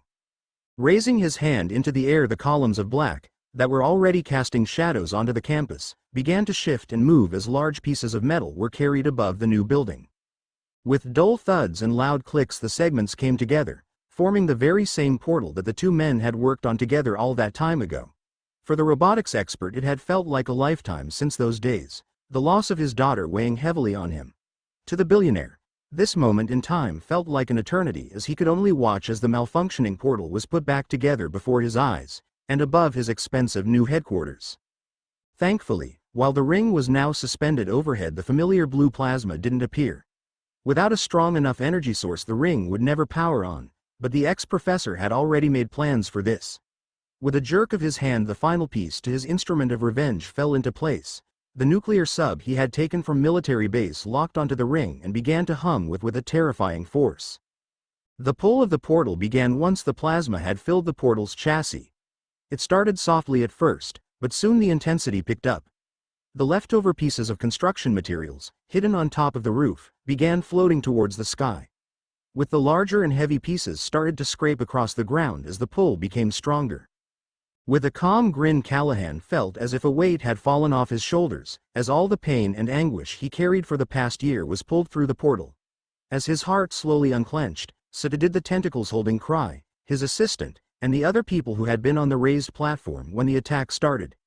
As air returned to their lungs, the trapped people began to whimper and moan in the hope that their pitiable groans would help them get away from the madman's grip.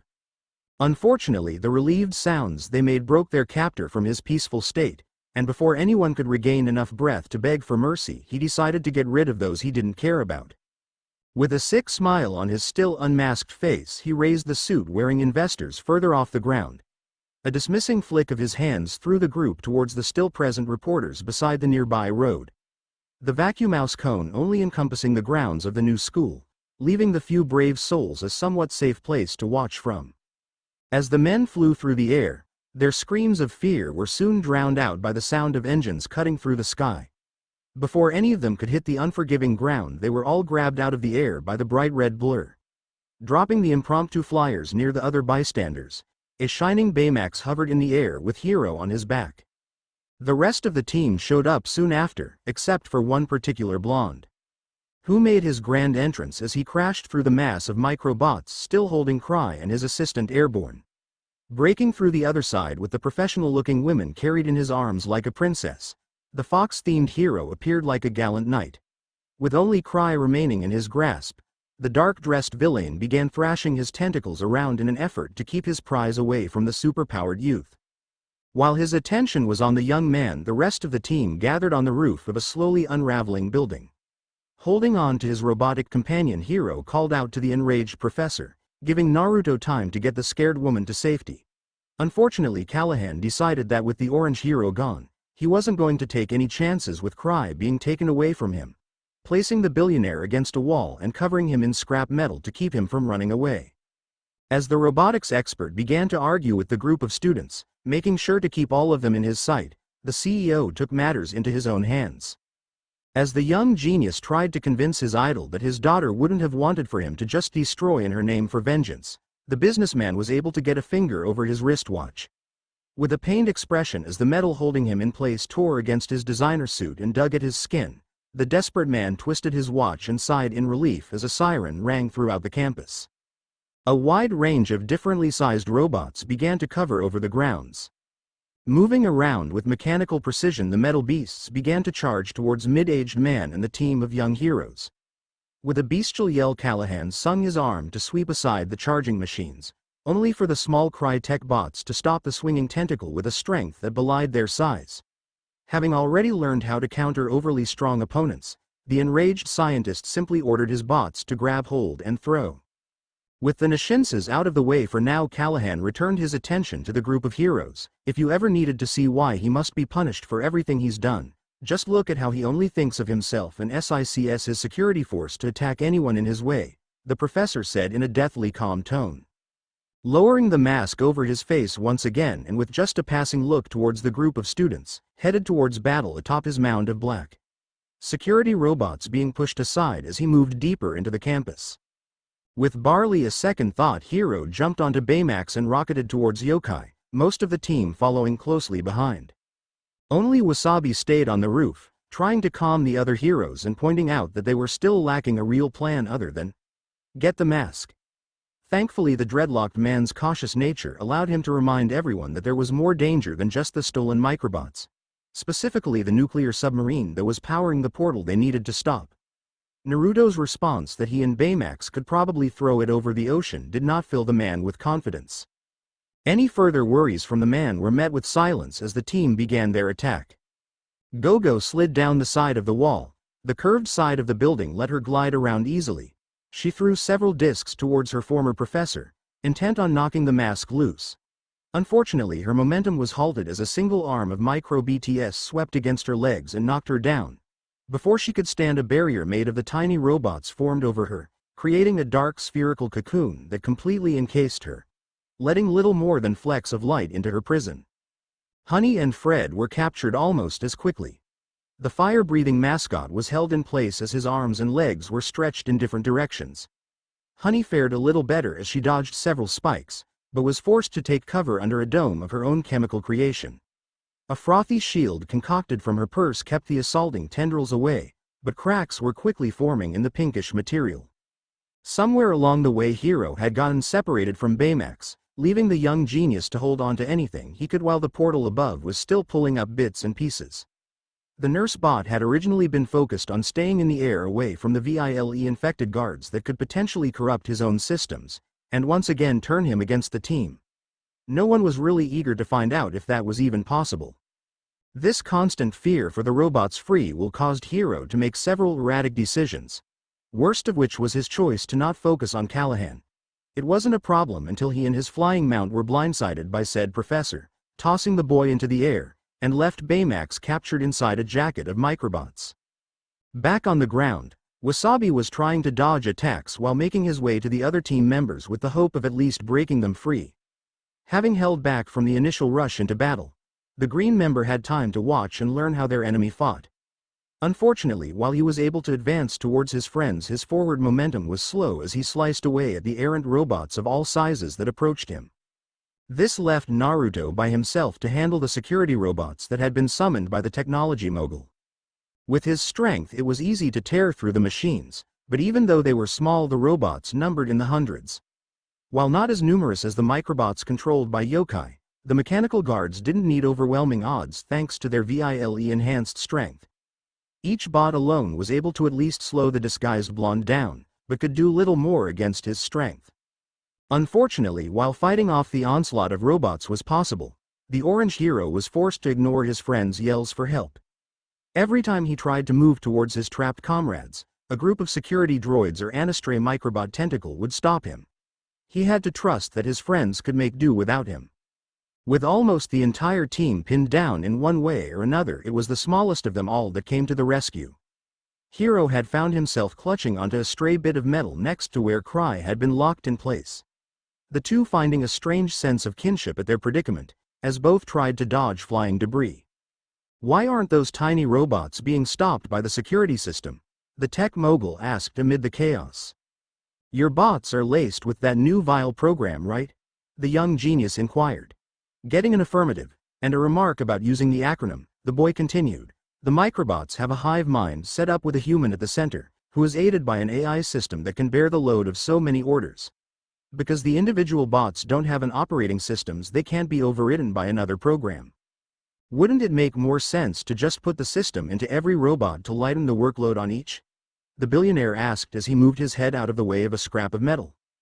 "The microbots would be too big and heavy if you put something like that in each one," the boy said before one of his stolen inventions bounced off his helmet and flew upwards. Turning his gaze to follow the tiny robot as it flew towards the active portal, Hiro let out an excited yell. Calling to the rest of the team, Hiro began to set his new plan into motion. Still holding onto the bit of pipe, he called out to the rest of the team with his new idea.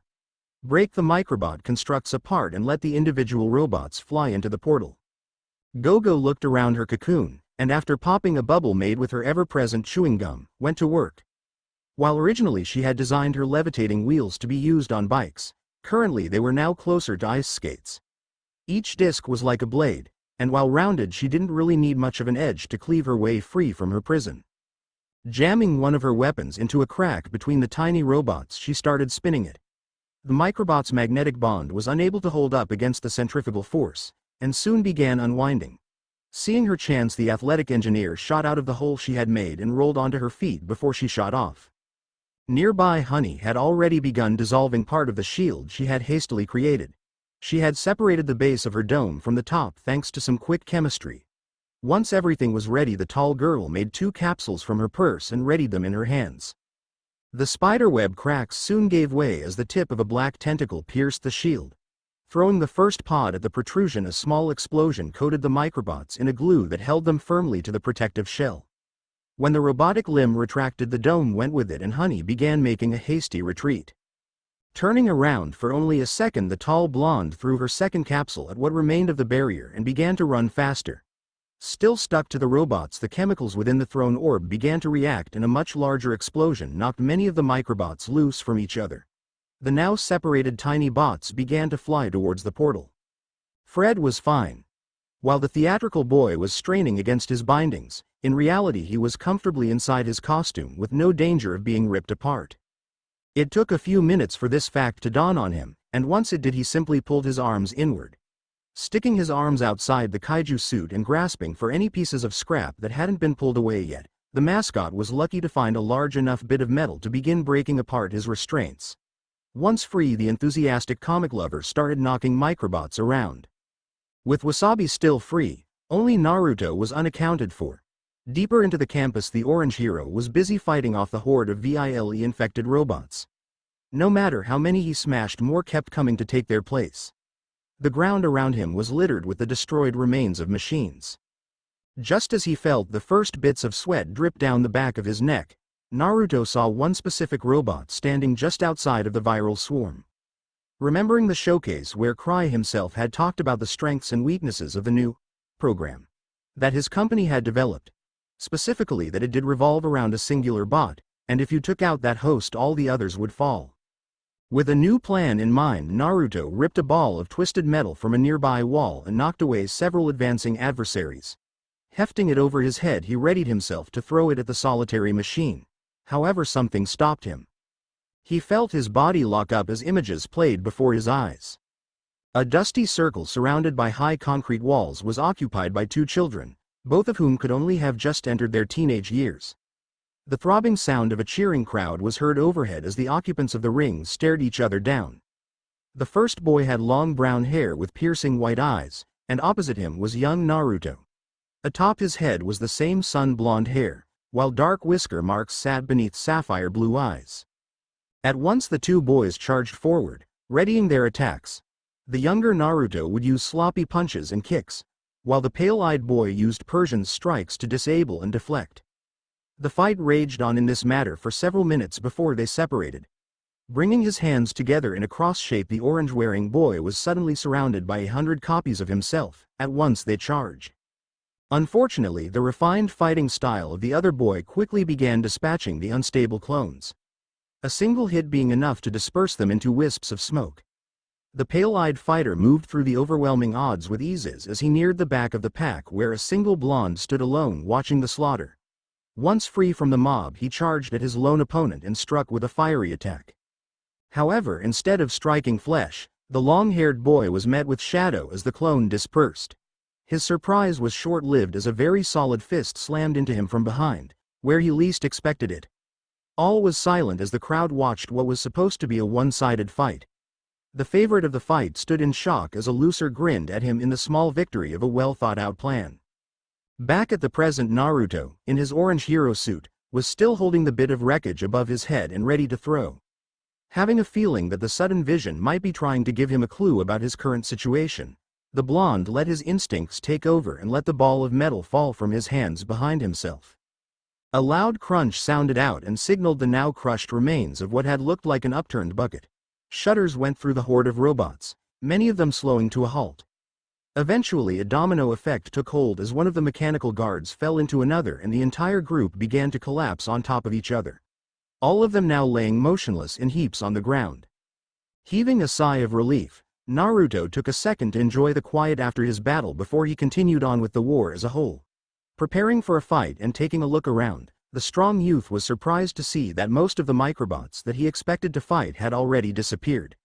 Only scattered puddles of tiny robots signified where groupings of the machines had been sliced off by the blades of Gogo and Wasabi. Some of the miniature bots still hung in the air, floating upward as the portal absorbed them into the abyss. Only the columns that held said ring in the air remained alongside the angry Callahan, Baymax and Hero readying to charge at the now defenseless professor and take away his mask and power in one move. Instead of helping to clear out the rest of the microbots like he had expected, Naruto found himself helping Cry escape his metallic bindings, leading him towards the bystanders on the outskirts of the campus who had stayed to watch and record the fight. Apparently just in time too, as loud crashes began to resonate through the area as the black pillars gave out and dropped the portal and submarine from their lofty spots onto the ground. Looking back, it was faintly possible to see the crushed remains of a neurotransmitter in the nurse bot's armored hand. Everything seemed to have been wrapped up as Callahan was restrained with some wire. The team were all unharmed, the only casualty being the chem lab purse that Honey had used to start an explosion. With the nuclear sub powering the portal, it would hold stable until someone that knew how to turn it off could come and do so. Once everyone was cleared away, their job would be done. "I sense an injured person," the metallic voice of the resident nurse called out, shattering any hope that things could be easy. "Just one?" Naruto asked, receiving a nod. "Where are they? I can get them out of here safely." The large finger pointing towards the vibrant blue and purple void held by a metal ring brought the crashing realization about where this injured person was. "The patient is female with extremely low but stable vitals. I recommend immediate medical aid," Baymax said, turning towards the portal and extending his wings for a flight into the unknown. Callahan gave voice to everyone's fears that his daughter, Abigail, might still be alive after almost a year inside whatever lay beyond that shimmering wall. Hiro quickly jumped onto his companion's back, ready to help.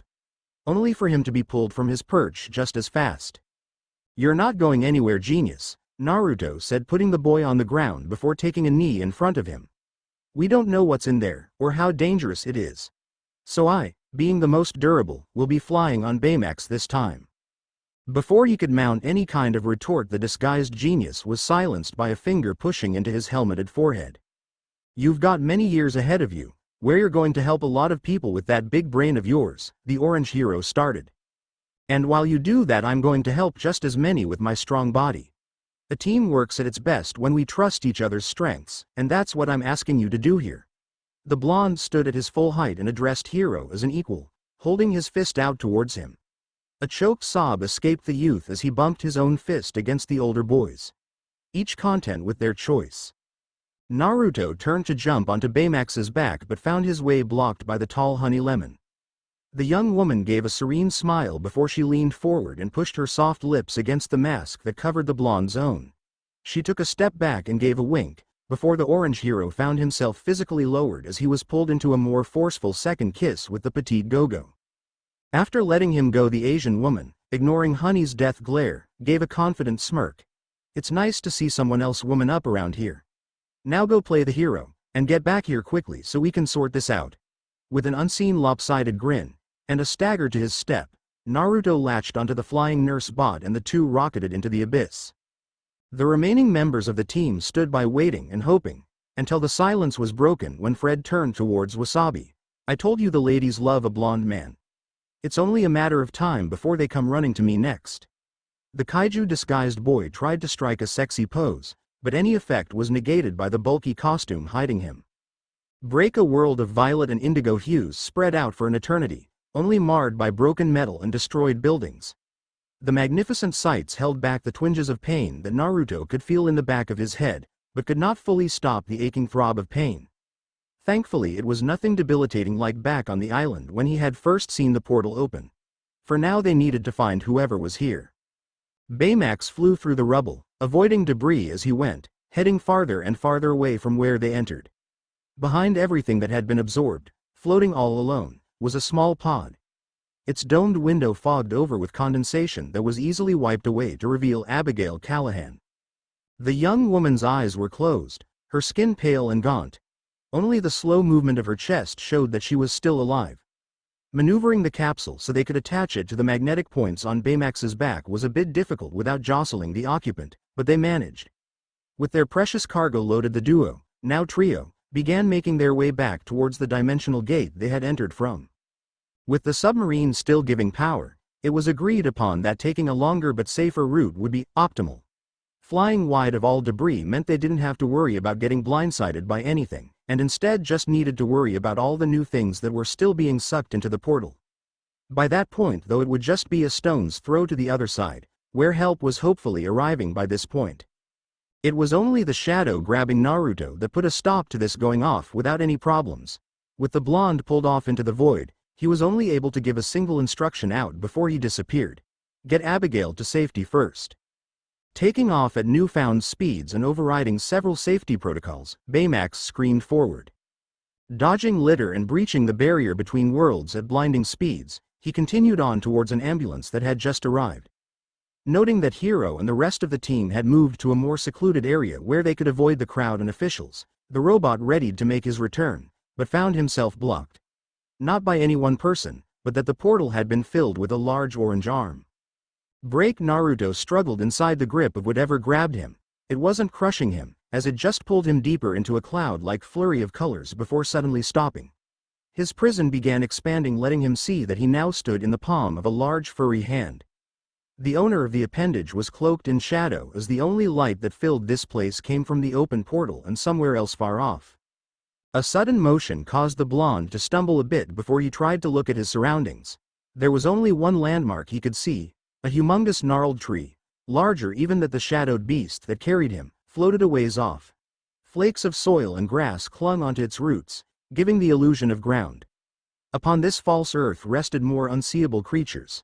Fred's dream of witnessing a kaiju attack was looking more real by the second. "Hello, Naruto," the creature holding him said, a deep voice assaulting the human's ears while he felt the urge to shrivel up underneath a pair of crimson eyes. "It is good to see that you are well, even though you look ridiculous dressed like that." No matter how much fear he felt well up inside him, Naruto refused to back down. This giant knew something, and was going to give him answers. "How do you know my name?" "We know you," the shadow spoke, nodding its head towards the other dark creatures, "and while it is good that you do not remember us, the pain you lived through, or even the great deed that you did by bringing me and my siblings here, I believe it is better to see that you have not changed since we last talked. Going so far as to come and rescue the human that entered this place just before we sent you from it." "You mean Abigail?" the blonde said as he looked in the direction he thought the portal was. "If that was her name, then yes," a lighter voice said, large yellow eyes watching the orange hero's every move.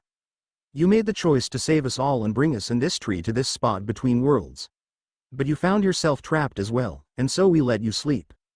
A gruff voice cut in here with a quick laugh. "One day that human came into this world and we decided to send you out through the door they left open, but the way was closing fast and we were only able to send you out in time.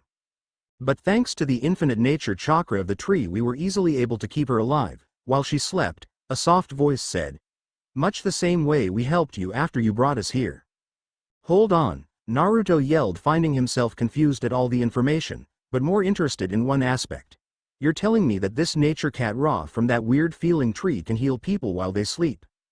"It's chakra," the original giant whose hand the blonde still stood on said, "and that tree feels odd to you because you can still feel the natural energies flowing from it. While you gave up your abilities to use the chakra your body produced, perhaps you still subconsciously remember how to summon and use nature chakra. If that's true, you should just be able to meditate and collect some to use how you want. Just be sure you don't lose concentration or you'll turn into a statue," a crazy-sounding voice said, following up its statement with an insane laugh. "I feel so little nature chakra coming from that world, so it shouldn't happen," another voice said before the shadowed body moved to slap the still laughing one. "But still, please be careful, we don't know much about that place." The crazy-sounding one retaliated, and eventually several of the others got involved. Soon a whole group of larger-than-life monsters were rolling around and clawing at each other. Yet for every grunt of exertion or yelp of pain the air was filled to the brim with laughter. Like children at play, the kaiju fought, but would never try to hurt one another. Naruto stumbled for a second as the hand he still stood on suddenly began to shake. The beast that had originally grabbed him was trying to hold back its own jovial chuckles, eventually giving up and just turning its large body, and Naruto, away from the quarreling group near the tree. "There's no telling when that rift will close, so I think it's best for you to leave now knowing that we are happy here," the creature said, floating towards the portal. As the two neared the spot where the blonde had first entered from, the light from the device began to illuminate his surroundings. The first of which was that the hand carrying him was covered in a deep orange fur. It was so shocking to Naruto that he almost missed that they had arrived at the portal. While the towering beast was just outside the range of the light, Naruto thought he could make out the shape of its head. That of a dog, or maybe even a fox. The bright red eyes of the being seemed to give off some kind of a content glow, before Naruto found himself held in a protective fist. With a feeling not unlike jumping into a pool of water, the blonde found himself pushed back into the world he had come from. And just as suddenly he was let go onto the ground. With the arm taking up the entirety of the portal, there was no need to worry about being sucked in, but as the furry appendage began to retract, that wouldn't be the case for long.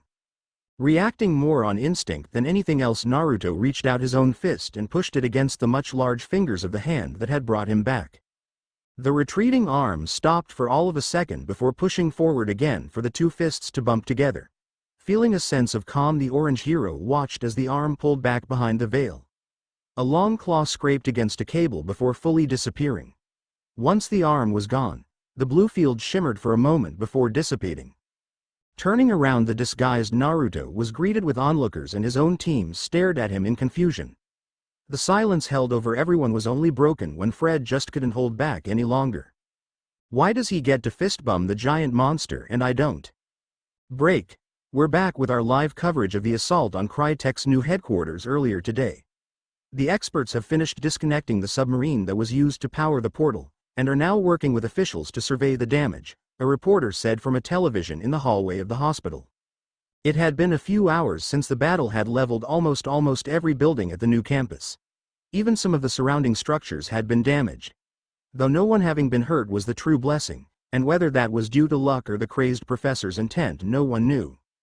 Everything had become a mess after Naruto had returned from the portal. While Callahan was being dealt with by a set of officers, Abigail had been placed into an ambulance where she regained enough consciousness to at least say her name. However, the team of newbie heroes were quickly running away.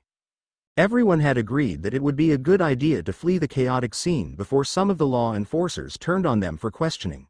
Fred would probably have wanted to stay and boast about being a superhero, but the idea of having a secret identity far outweighed that notion.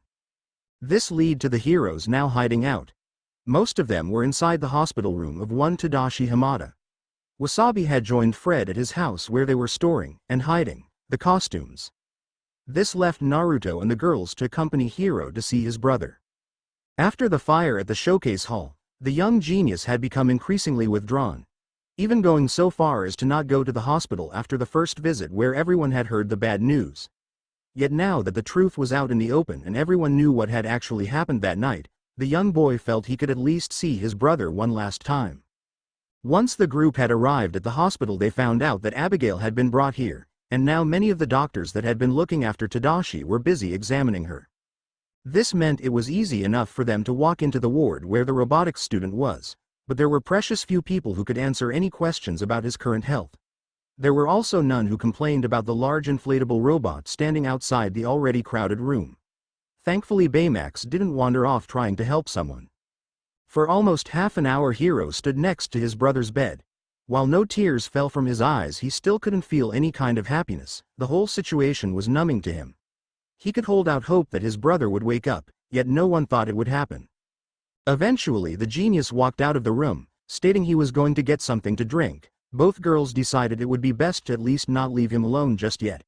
This left Naruto by himself to try something that he had been thinking about since his encounter with the giant beasts inside the portal. According to the shadowy beasts, he just needed to meditate a little and then he could use this strange energy how he wanted. Not the best instructions, but it was at least worth a shot while he was alone. Pulling up a chair next to the bed and getting comfortable. Falling into the now familiar sense that came upon him, the blonde soon lost track of time. It was difficult for Naruto to remember his own reason for doing this, rather than just letting his mind go blank like he normally did. But he was able to focus just enough that he became aware of another presence in the room with him. Specifically laying on the bed beside him, that felt slower for lack of a better term. He was unsure how long he sat there trying anything he could think of to help his friend without moving his body. From trying to reach out to commanding him to get better, every action seemed to do something. Unsure if he was actually helping or not, the blonde continued on until there was nothing left for him to do. When he opened his eyes, the sun had already lowered with Hiro, Gogo, and Honey Lemon yet to return to the room. This may have been due to the large vinyl body of Baymax standing in the doorway.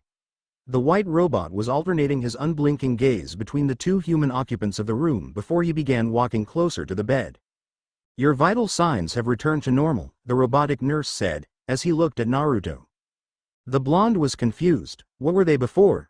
"Perfect," was the reply. Several tense seconds followed as the only conscious human pondered what that could mean. "What were you doing?" Baymax asked his own question before the silence could drag on for too long. "Getting closer to nature," was the only answer he could come up with that might not sound crazy. The robot spent a minute going back and forth between the two humans, as he contemplated the answer. Tadashi was close to nature for a while as well, but he no longer is. the huggable robot said, before returning his attention to the blonde. Is this a good thing? Naruto wasn't sure. He always felt at peace when he was meditating, but was that better than being in the waking world where all his friends were? It was a tough question, yet he felt he knew the answer. A soft chirp broke him from his thoughts as the robotic nurse made a statement. Tadashi is waking up. And indeed, moving around in his bed was the once prone form of the university student. The seconds ticked by at an agonizing pace before his eyes began to blink open. The young man looked around for several moments before he focused on the other occupants of the room, and tried to give a smile. Glad to see you're okay, Naruto. The blonde could only shake his head at the first words out of his friend's mouth after he wakes up from a months-long coma. Did Professor Callahan get out of the fire safely? The patient asked, unaware of everything that had happened. He's fine, and so is everyone else now, Naruto answered, a soft smile forming on his face. Where's Hiro? Getting a drink, I'll go find him now, the blue-eyed man said, standing up. Tell him to bring one for me too, was the parting call from the bedridden man, before Naruto walked outside the door. Hiro and the girls were easy to find. The three of them were sitting a little ways down the hall next to a pair of vending machines. The genius head was down as an untouched bottle of water was held in his hands. Calling out to get their attention, Naruto gestured towards the door. I think someone wants to talk to you, Hiro. Curious, the boy jumped off his chair and walked into the room. The blonde blocked the path for the two girls who had followed. Although the shout of joy that followed probably gave away who had woken up. Giving a pleased smile, Naruto asked Honey to call Cass, and sent himself to go find a nurse to inform that Tadashi was conscious. Of course, the nearest aide was a ways off, and after he told her what had happened, the blonde spent the next minute dodging medical staff as they all rushed towards the Hamada's room. Heaving a sigh, Naruto found himself in an empty hallway. Almost alone, were it not for a small coughing fit that caught his attention. Following the sound, he saw a young woman with brown hair lounging in a bed as she tried to stifle her coughs. Walking through the open door, he passed the girl a glass of water that had been left on the side table. She eagerly took it and nursed the cup for a few seconds. The orange-loving boy took the time to observe her. Her pale skin and thin physique told why she was in a hospital, as her whole body shook just trying to hold the glass to her. Naruto knew her. After all, he had saved her earlier that day. When Abigail had finished drinking, he took the cup away from her hands. Giving a soft thanks, she let her arms rest, still weak from her year-long stay in hypersleep. Turning to look at the man that was refilling her glass, she watched him until he looked back at her. I'm glad to see you're doing well, he said, standing a few paces away from the bed. Thanks, she said in return, her voice less dry after her drink. I guess I should be surprised that you know me, but I suppose the woman who traveled to another dimension would be pretty famous now. Actually, I know you from all the stories your father used to tell while I was over at SFIT, Naruto corrected with a smile. You're a student? No, I work as the pet of the sciences department. The questioning look from the woman caused Naruto to chuckle before he continued. They alternate between using me as a lab rat and using me for other jobs. Such as lifting heavy things like a gorilla or fetching stuff like a gopher. Go for that, and they also call me Foxy due to the, here Naruto trailed off as he waved a finger at his cheek marks. The implication was enough to get Abigail to chuckle as a large grin crossed her face. Her body shook with joy at the image of this big strong-looking guy being called something cute like Foxy. Eventually she calmed down and the two of them fell into a peaceful quiet, just enjoying each other's company. You'll probably think I'm crazy, Abigail said, breaking the silence, but you remind me of a dream. The strange look on Naruto's face forced her to explain what she meant. When I was in that other dimension, I felt like I was being watched over by giant monsters. From a distance they would look cute, but up close they would tower over me. Yet they would never try to hurt me. Instead, I always got the feeling they were just watching over me to make sure I was safe. It sounds crazy, doesn't it? Not at all, Naruto said, still standing by her bed. I often dream of giant beasts too. Like a 100-story tall toad that I ride on top of. Maybe we're both crazy? Abigail questioned, her grin still present. Naruto Uzumaki might be crazy, but you're not there yet, said Blonde stated proudly. You're definitely crazy if you go around claiming you're named after a ramen topping. For as great as ramen is, I'm not named after it, and I'll prove it to you, Naruto said, taking a few steps closer towards the bed. Alright, I'll take you up on that offer, Abigail said, turning her body, but when you can't I want something. So how are you going to prove that your name isn't shared by a ramen topping? Valiantly for several minutes Naruto tried to think of any way to make his point but sadly had to give up. What do you want? He asked, his shoulders sagging. Abigail was now stunned, not really expecting the blonde to actually offer to get her something. A minute of silence passed while she pondered her options before she looked at a calendar hanging on the wall, and she had an idea. How about you buy me a beer, she said, causing a confused look to appear on Naruto's face. I've been in that other dimension for a whole year, so I missed my 21st birthday. I was planning to go out drinking with some friends to celebrate, but I'm a little late for that. The blonde chuckled at the girl's attempted joke. I'll make you a better offer. Next weekend some of the students at SFIT and I were planning on going to the beach for an end of summer celebration, and if you can get away for a day I'll bring you with us. We can get that drink there? I don't know if the doctors will let me leave by then, Abigail countered. Don't worry, we'll have a mostly licensed nurse with us. You'll like him, he's called Baymax, and will be one of the tagalongs to our group. So no need for you to feel like a third wheel, Naruto said, quickly looking out the door and down the hall towards Tadashi's room. After he figures out he's been trapped in a bed for so long he'll probably want a trip outside, the amnesiac thought. The test pilot couldn't really think of any excuse. Her life had been put on halt since she disappeared for so long, and this sounded fun. Giving a solid agreement, she and her new friend talked for several more minutes before she started trying to stifle several yawns. Soon enough she was beginning to doze as Naruto bade her good night, and promised that he would visit her tomorrow. She sleepily thanked him before passing out. The blue-eyed man turned out the lights and pulled the door so only a crack was left open. Walking back down the hallway he was greeted by the sight of several doctors crowding around his friend's room, with Hiro and Baymax also trapped inside. Nearby he could see the boy's Aunt Cass trying to muscle her way through the crowd, but was having little luck. Moving next to her, the blonde easily got several members of the hospital staff to move aside and let the woman check up on her nephews. However, before she entered the room she turned and threw her arms around Naruto's neck and pressed her body against his, relieved that all of her family was safe. Once Cass let him go and he moved towards the back of the crowd, the now exhausted orange hero laid against a wall and closed his eyes. However, his peace was soon interrupted as both of his arms were now being held by a soft pair of hands each. With eyes wide open now, he found Gogo and Honey leaning into him with devious smiles on their faces. We discussed who you should date, Honey said as her eyelashes fluttered. Without you, 'cause you're too nice to decide, Gogo continued. And we agreed that while you can only have one wife that doesn't apply to girlfriends. So for the time being you're going to have a couple of girlfriends, lover boy, the tall chemist said as she moved to rub her body against his. Now woman up, walk us outside, and take us to dinner, it's been a long day, the petite cyclist said as she began to lead the other two towards the exit, making sure that her new boyfriend's arm was securely sandwiched with her bosom. Naruto could only follow dumbly, having no idea what was going on, but was certainly not opposed to the idea at all. It wasn't until the newly dating trio made it to the parking lot that he found his voice again. Are you both sure about this? He questioned, not really wanting to ruin an obvious good thing, but would have hated for either of the girls to do anything they would regret. Don't worry about it, Naruto, Honey said with a chipper tone as she rested her head on his shoulder. We both decided on this together, and besides, after running a few tests, we found that this could be fun. The way she said that helped some of his worries, but also replaced them with brand new ones. It was a minute later when he noticed that the lighter-colored lipstick that Honey Lemon usually wore had been rather sloppily covered by a darker shade, one that looked suspiciously like the color Gogo wore.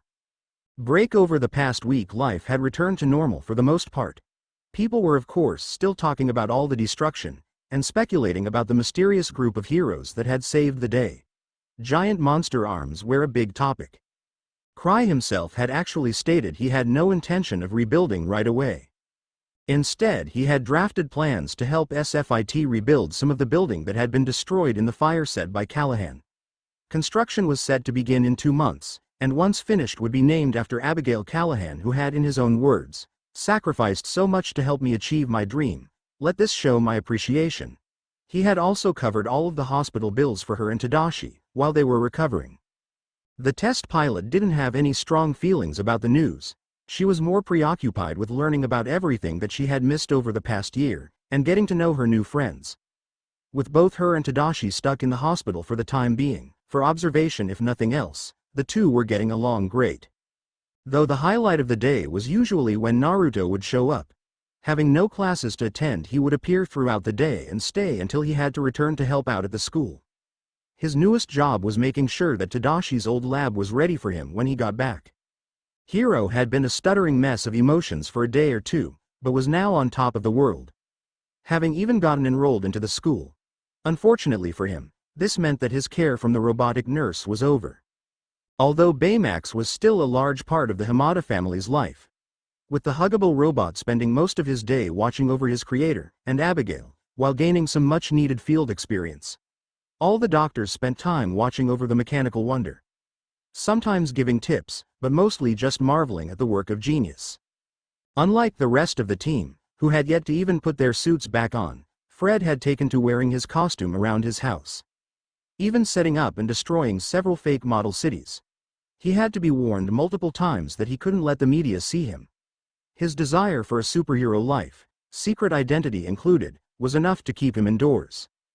Wasabi was still his usual self, if a bit more stressed out. He had been trying to explain to several people how his car had ended up in the bay. Thankfully, the fact that there had been a spooky guy in a kabuki mask with a legion of tiny robots meant he was making progress. The news reports were enough proof. But now the weekend had arrived and everybody had gathered at the beach.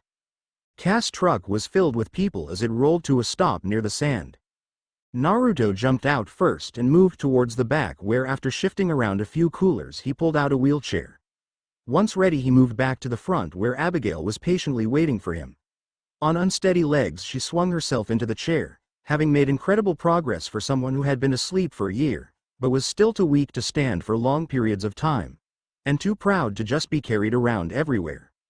With his passenger seated, Naruto pushed her over a small path before setting her underneath an already prepared sun umbrella, where Gogo and Honey sat waiting for everyone else to arrive.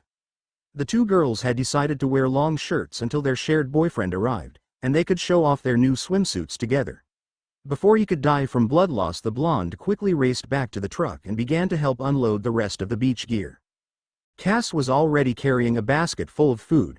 Somewhere along the way she had stripped out of the jeans and shirt she had worn for the drive, and now wore only a black one-piece suit that defined her mature body.